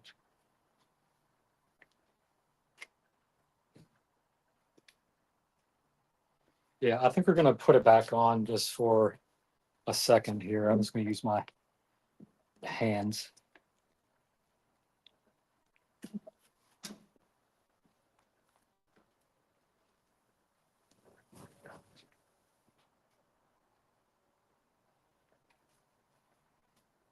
Dodger, hey, thank you for still being here, man. I appreciate the support. Yeah, so I'm just gonna leave that bird in there. I mean, it's really not all that hot right now. Like it might be like 100 degrees in there, like 150 maybe. So I think that's going to be just enough to keep it warm without it, like drying out or anything. Um, so let's check how the potatoes are going. I know we just checked them like a couple minutes ago, but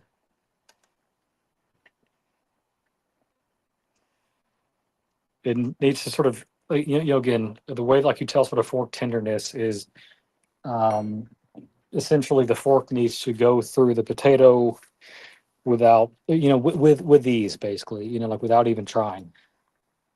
That's what we call fork tender. We're getting close or closer. I'm gonna add a bit more salt.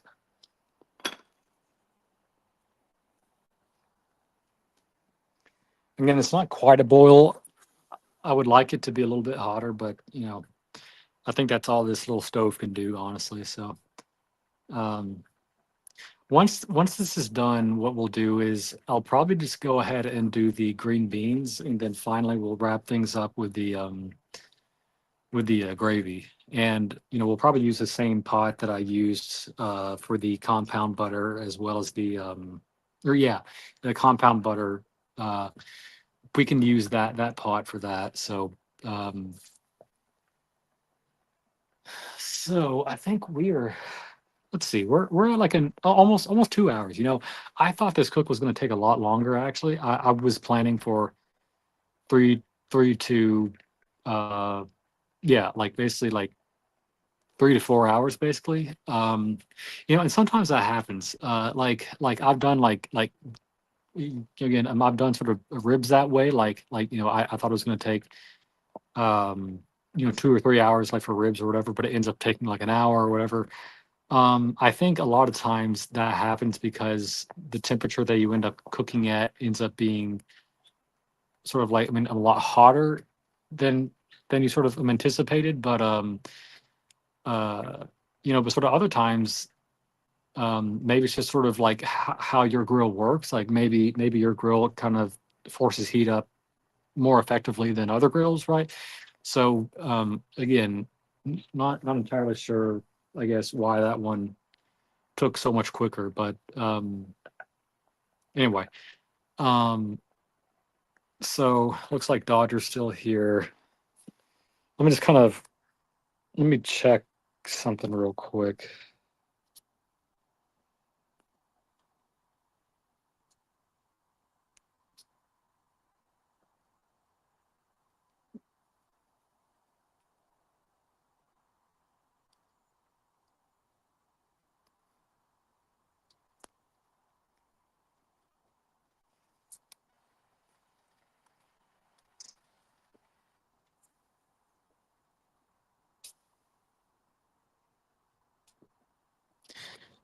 Guys, there there was sort of one thing like I wanted to show you here, to sort of as but like it's upstairs. Let me go grab something real quick, and I think that'll k- sort of kill sort of slightly more time for us. So I'm gonna give you the view of this real quick, but then I'll come back with a little show and tell. So I'll be right back.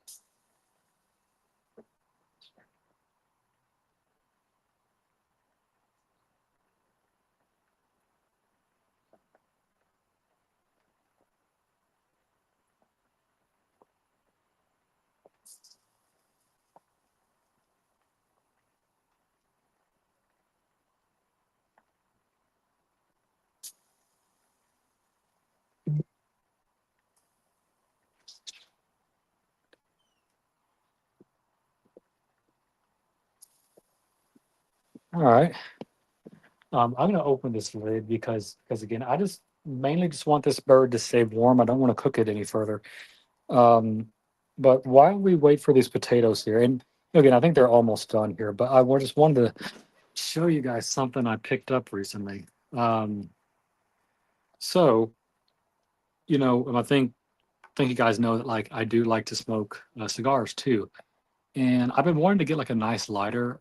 So there's like the ST DuPonts, and they're super nice, right? But they're expensive, man. Like like the Grand, or like the Grand LeCling or whatever it is.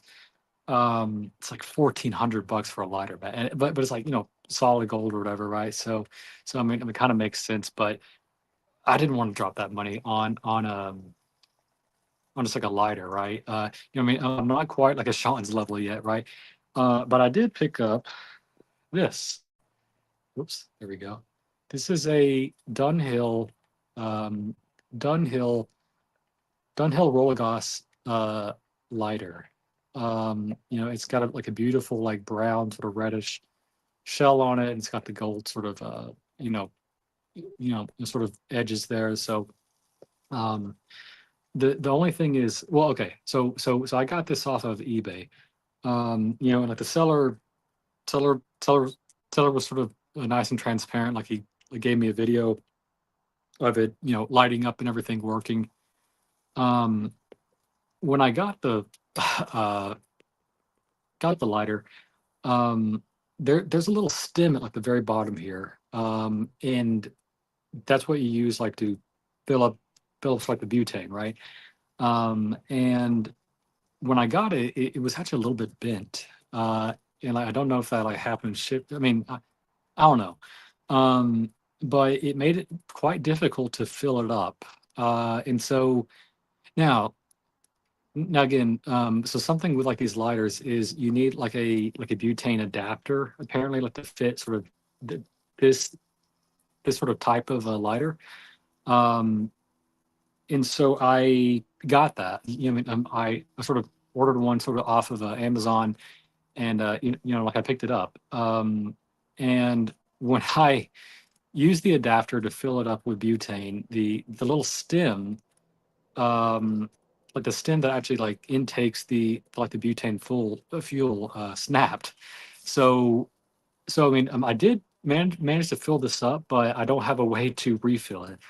And I'm gonna have to do some research and either find somebody locally to fix it, or try to fix it myself. But I can also sort of one thing too. The actual spark, the spark really isn't enough to get it going. So what I have to do, hold on, well, this one might be low too, but essentially, there we go. There we go. So maybe you can see that little flame. Yeah. Um, well, I mean, it's really small now, but anyway, I can use it right now. It's just that I have to use another lighter to really get it started, which gets sort of sucks. So I have a somewhat functional, uh, sort of new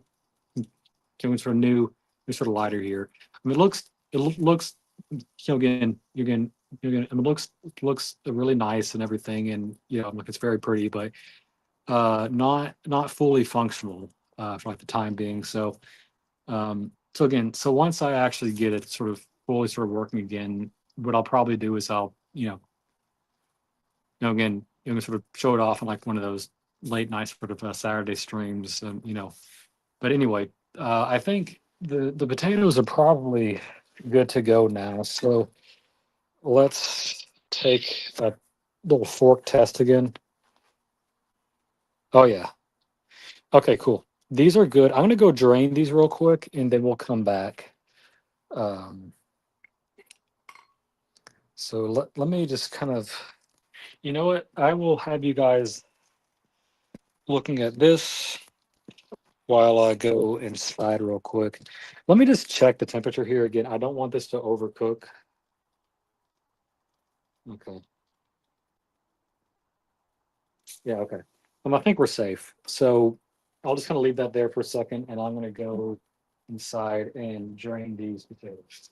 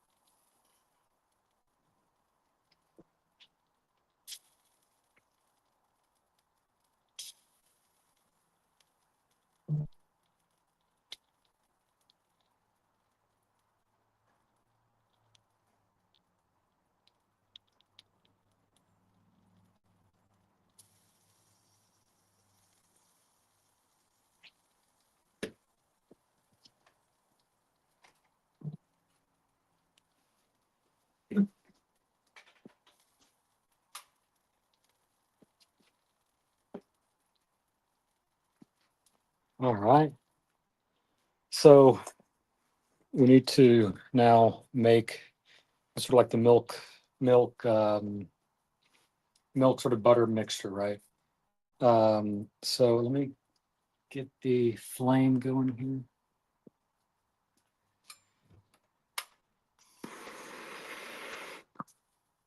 You know what? I might have blown through another bottle here. Let me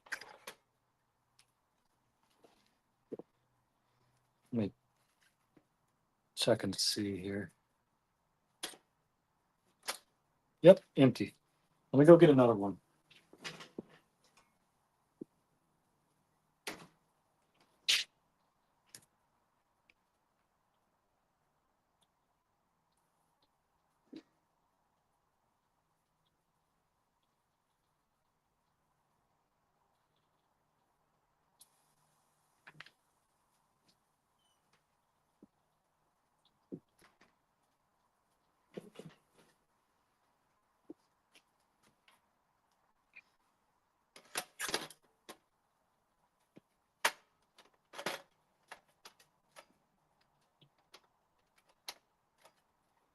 Sometimes these are a little bit hard to.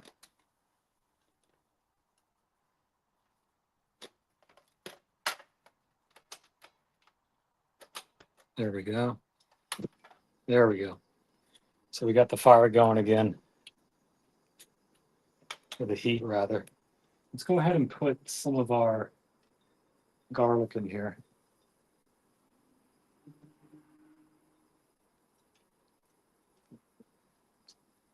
And while that happens here, while that heats up, we can also put our herbs in. Those will kind of snap, crackle, and pop. But now I can also um, show you the potato ricer too. So what we'll do, and again, let's get this closer here. So what I do, I just take some potato with a fork.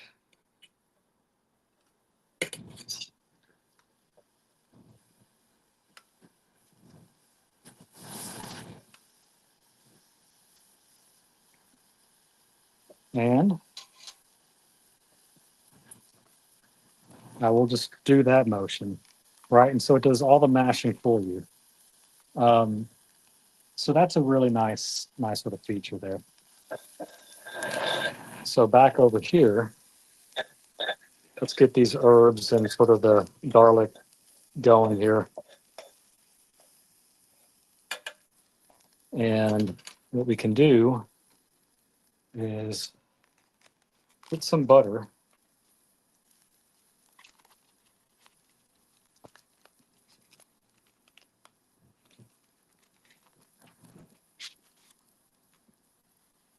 Again, all the all the folks in Europe are going to like be, holy shit, that's a lot of butter. But again, I live in the South, and if it's, we love a few things down here. There's a big sort of Christian faith. Of course, a lot of people like Trump down here, but we also love our butter. Um, so I'm going to go ahead and plop that in, let that melt down. And just so that everything doesn't burn here, I'm going to go ahead and put a little bit of milk into.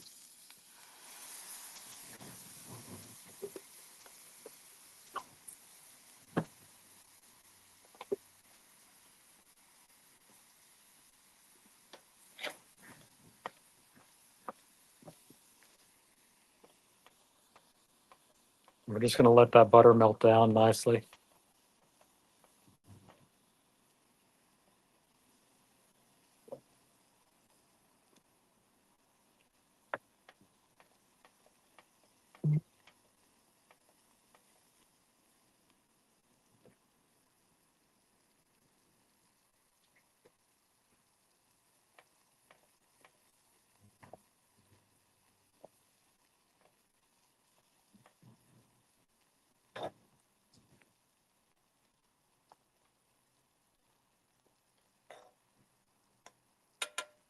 And I'm going to add a little bit more milk.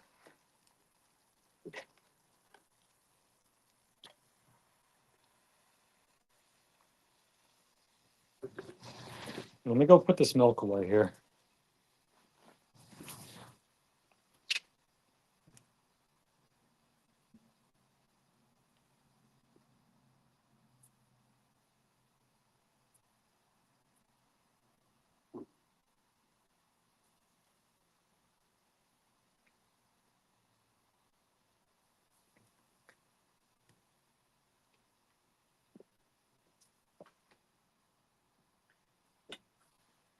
So this is going to get hot, and I will kind of stir that around a little bit.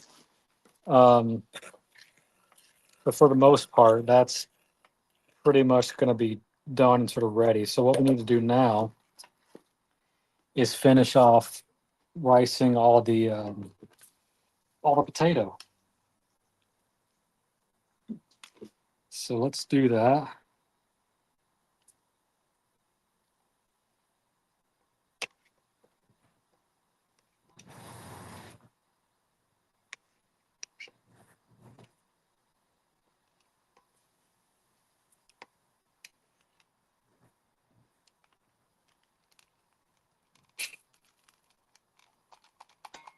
Nice and easy.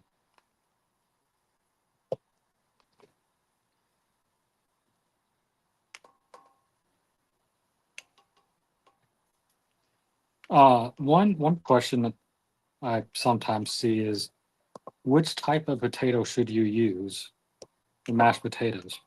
These are golden, golden sort of yellow, or sort of, sort of just like the golden, or sorry, I think they actually call this like a Yukon Gold potato.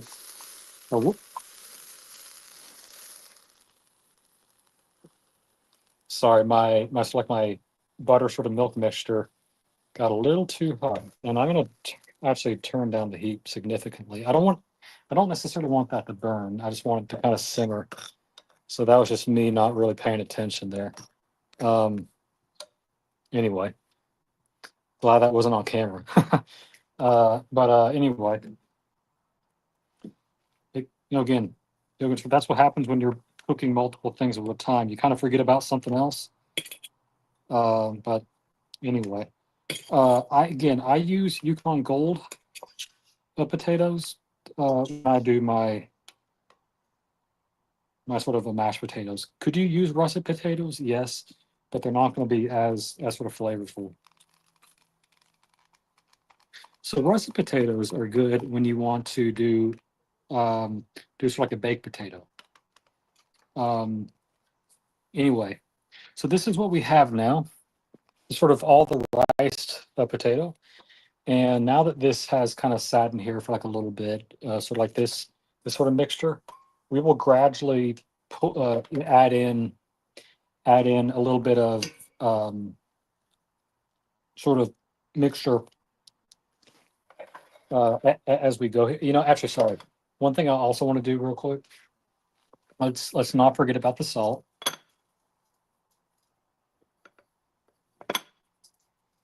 and pepper.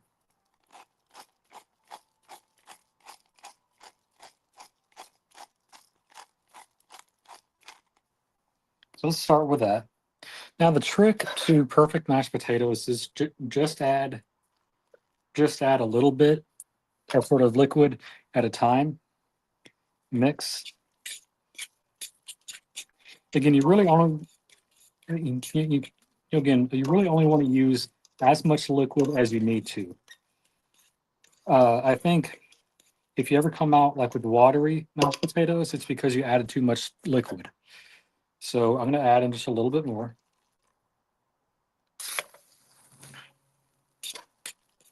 Again, I should really be using like a spoon for this, but I just have a fork.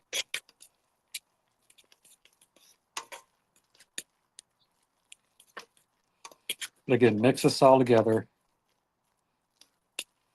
Let me taste it.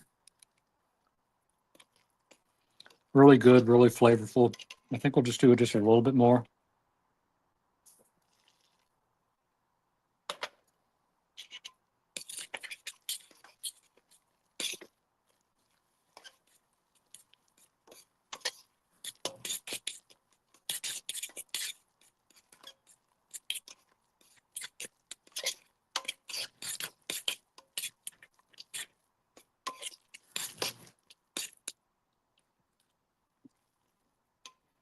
do a little bit more salt and pepper.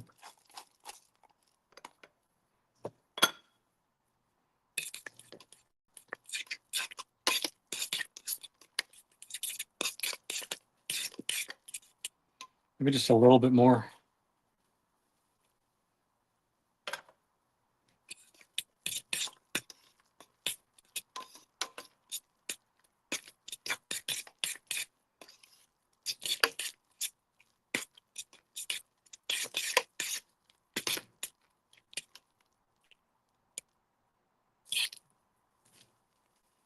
And that is pretty much perfect mashed potatoes.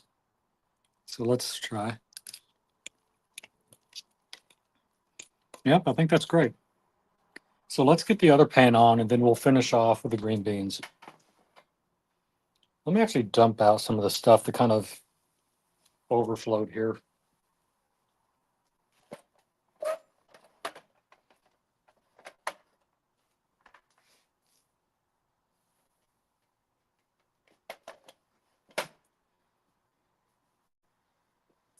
Let's get our green bean pan going here.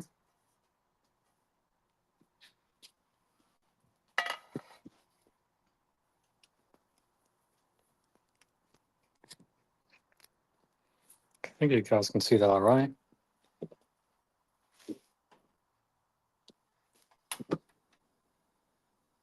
All right.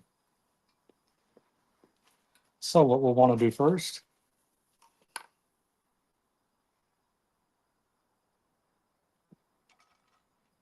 is add in some garlic. And I'll also do a little bit more butter too. Let's grab this. And I need my knife.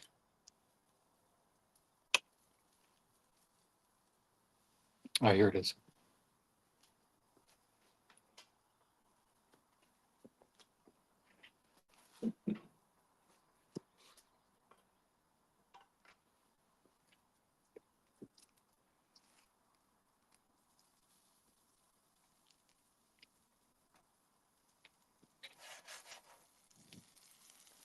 So we're going to let that melt and let the garlic brown a little bit.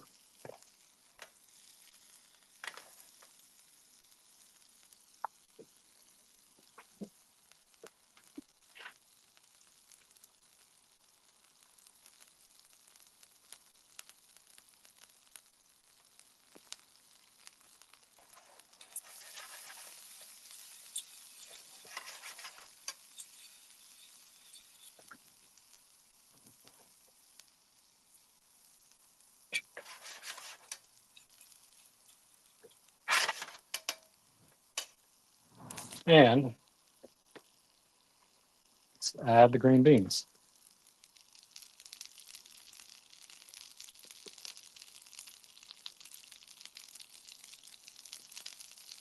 I'm going to lower the temperature.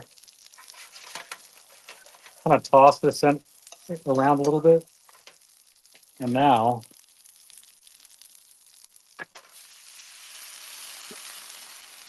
let's add a little bit of water. And then these are basically going to cook down a little bit. I actually need a lid for this now that I think about it. I'm going to go grab a lid real quick.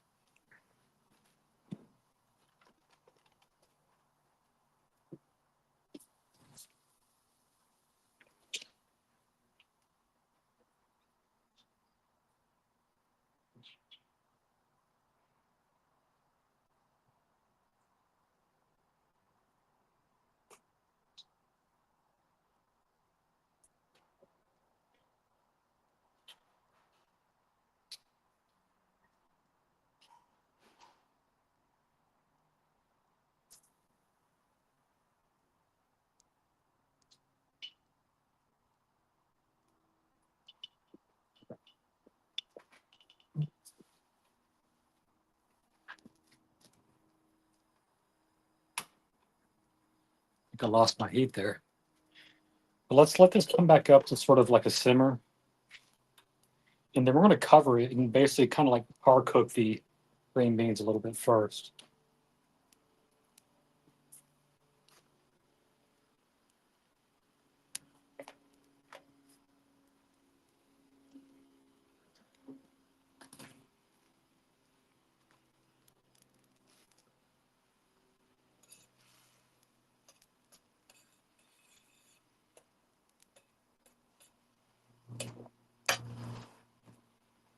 I'm gonna go grab a plate to put this on so that I have something. Well, actually, no. I actually have a plate right here.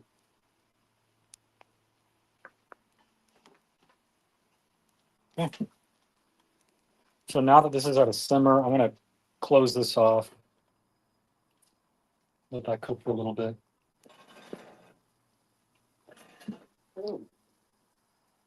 Well, guys, it's been a really good cook.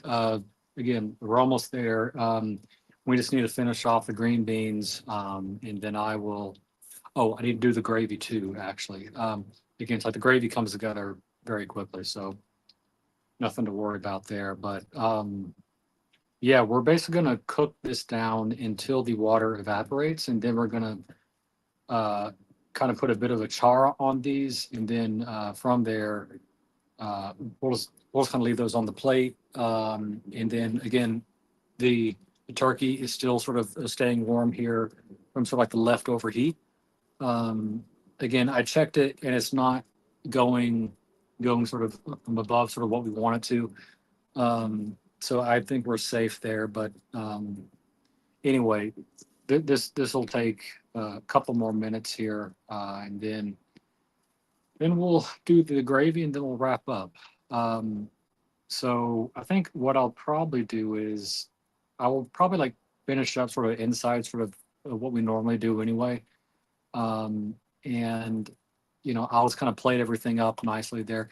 I'll get a little bit of like the drumstick as well as the breast and give you guys a bit of a taste test as well. So um but uh but yeah, I mean I hope this stream has been fun. Again, I didn't do like a full on sort of Thanksgiving smorgasbord with like the stuffing and dressing and casseroles and all that. I think that would be quite a bit for one person to do. So again, I just tried to keep it fairly simple. I mean, again, I went sort of all out with like the turkey, but again, just doing some simple sides today.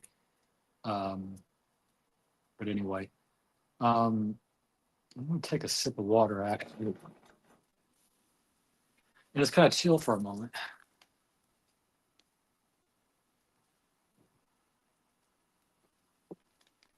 Let's check the comments and see if there's anybody else here with us. I'm just gonna flip it back up for a moment. Hey, Thomas. Here, let me scroll up here. Oh, we got Kevin in here too. Sorry guys, I've been out. Okay. So yeah, so we got Thomas Burnett. Hey, man, thank you so much for joining. We also have Kevin here too. Kevin, thank you so much for joining as well. Oh, you know what? I think our water has evaporated here. So, oh, here's my fork.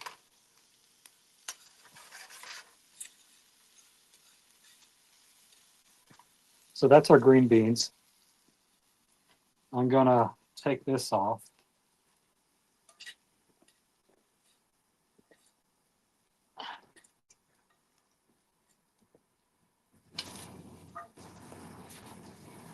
And we'll just use this same pan to make our gravy here.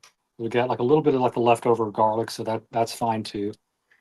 So what I'll do, let's put a bit more butter in.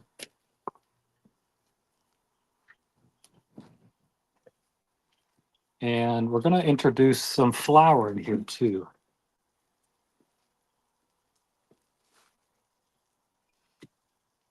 Let's crank up the heat just a little bit. You know what? And I actually want to use my spoon here for this piece.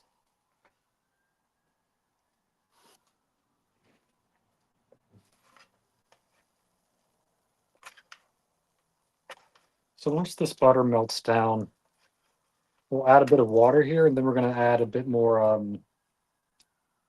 You know what? Actually, we can go ahead and actually season here too. Let's add a bit of pepper, a little bit of salt, and Did I lose heat again? Yeah, I did. Every time like it like stops working, I know that like it's killed the heat basically. Let's also get some Worcestershire sauce, like so,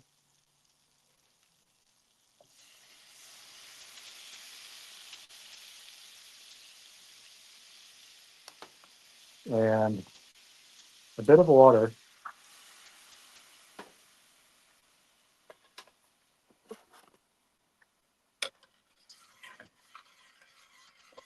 Mix that around a little bit, and then to thicken things up, we've got some flat flour here.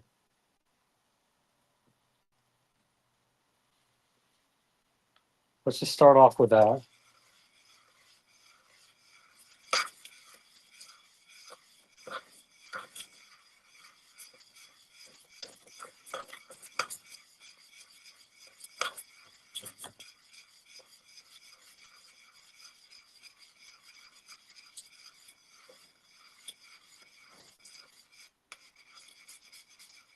And try to get all the chunks out.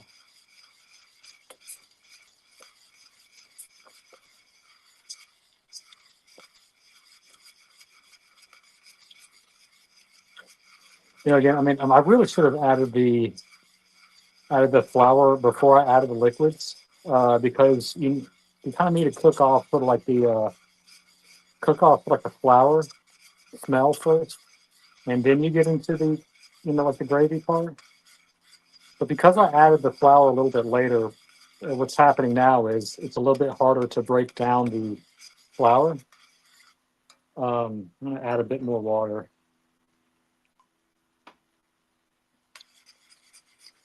But as long as you just kind of whisk it together. You know what? I don't have a whisk. Let me go get a whisk real quick. I think that might be better.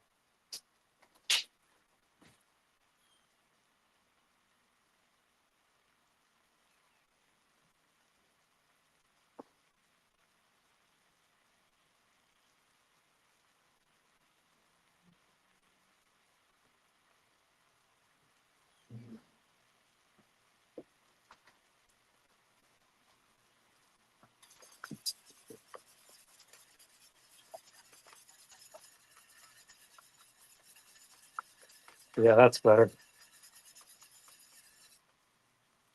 Let's turn down the heat a little bit.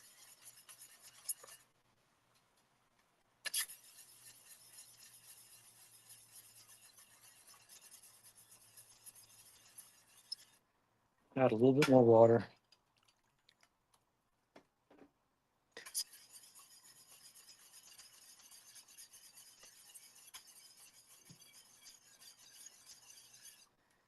There's actually one more thing, which is sort of like a beef, uh, sort of like a beef sort of a bouillon type of thing. So let me go grab that real quick.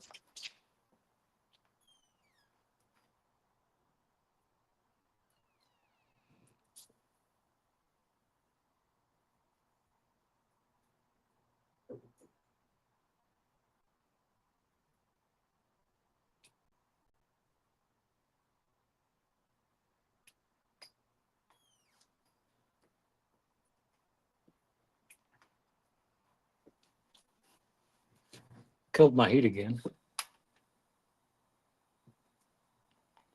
So this is better than bouillon, and this essentially adds just a little bit more beefy flavor to it. And it also kind of thickens things up too. So we'll let this kind of dissolve here too.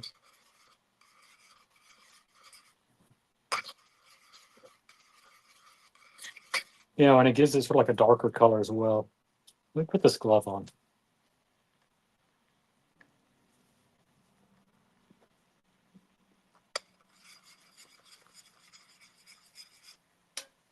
Get the whisk.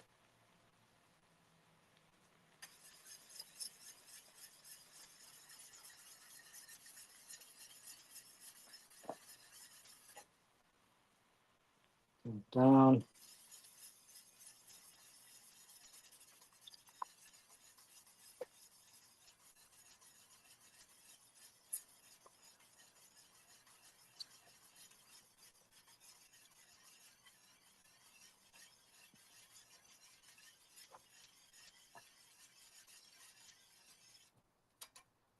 And our gravy is pretty much done. Although I think I will add a little bit more water and turn up the heat again and kind of let it sort of further sort of simmer down. Uh, Sorry, let me get that out of the way. So let me just kind of read through the comments here that I missed. Kevin's here. Welcome, Kevin. Thomas Burnett's here. My fancy cigar lighter got confiscated at Frankfurt Airport. Oh my gosh, Dodger, I am so sorry to hear that, man. Tell me what brand it was. Uh, that is really unfortunate. Again, I kind of want this to get down to sort of like a glossy texture.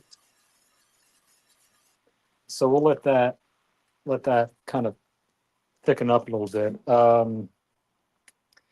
Thomas says, yes, just cooking my dinner too, Dodger. Nothing as glamorous as Logan is cooking. Just some samosas, harissa, falafels, and chicken. Chorizo empanadas to go with my couscous, pomegranate seeds, and dude, that sounds amazing. I mean, you're over here acting like I'm doing something like really special and crazy, but sort of everything that you said. I mean, man, that sounds really amazing, Thomas. Thomas, you might have to do some grill streams yourself, man. Some cooking shows at least.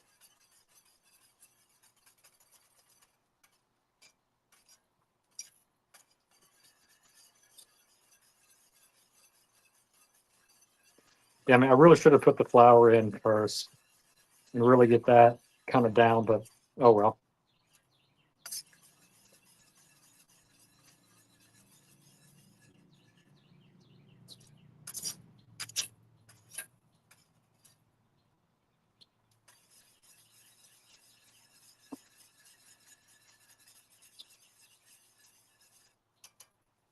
Where did my spoon? Oh, here it is. Let's just taste it real quick. Oh, that's nice and meaty. So, like the other thing that I could have done is I could have used, instead of water, I could have used some beef broth. But because I had this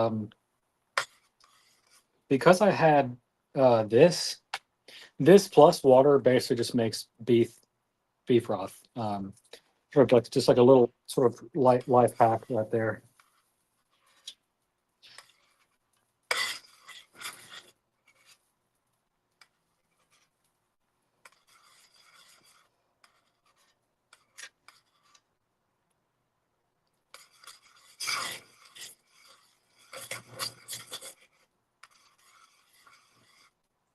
So that's getting nice and thick.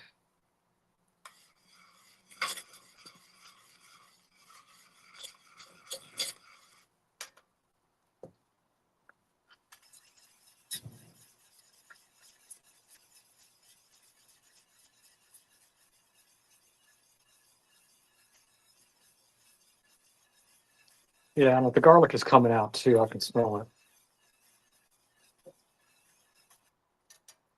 So I'm actually going to kill that. And I think we're good there. Guys, I'm going to move inside. We're going to plate up and kind of get everything ready here. So give me one moment and I will bring you guys inside.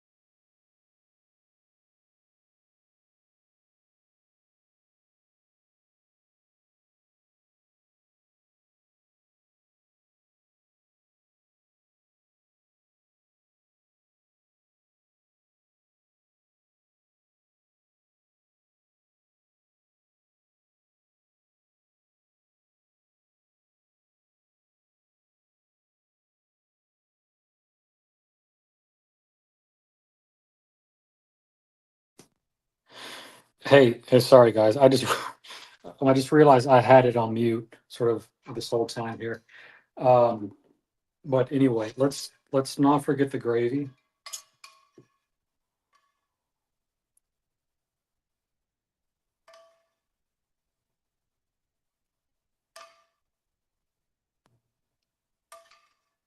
Let's put some in the mashed potatoes as well. And that, my friends, is my take on a sort of like a simplified Thanksgiving dinner here. So I got some turkey breast here. I've got some mashed potatoes as well as green beans. The only thing we have left to do is let's do a taste test. I'll start with the mashed potatoes. Mm, wow, that tastes like Thanksgiving right there. Take some green beans. Really, really good. Not too like limp. Not too crispy. Just sort of right there in the middle. And let's take this piece here. And now for the moment of truth. That is punching with flavor. Wow. Mm, guys, that's wonderful. That is a really, really good looking plate here. And if you were served this at your Thanksgiving, I'm sure that you would be thrilled. So, guys, again, thank you so much for another great grill stream. Almost 3 hours here. Um, and again, thank you for those that really stuck around here, and especially you guys in sort of the UK and sort of like Europe. It's probably started to get sort of late in your evening, and of course, Saturday evening. There's a lot of different things that you can be doing, but you guys chose to be here. So again, thank you so much. With that, here, let me make sure that I got all the comments here.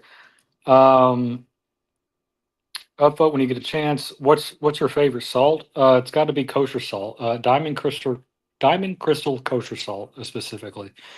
Uh, the gravy needs to evaporate a bit. Yes, Thomas. I ended up cooking it down just like a little bit more. Can't remember the brand, but it was expensive, too powerful. Apparently, never had any problems with it at air apart from Germany. Oh, the Zippo. Yeah. I mean, honestly, man, the Zippo like is just fine. That's the next dimension that YouTube will hopefully upgrade in the future. Be able to smell. Yeah, smell-o-vision, right, Thomas? No audio. Yes. Thank you for catching that, Thomas. There, I was muted for several minutes there, but anyway. I think we've got all the comments there. Thank you, Thomas. Well, Dodger, enjoy Logan. Happy Thanksgiving, guys. Again, thank you so much for your support. And I will catch you guys in the next one. Cheers.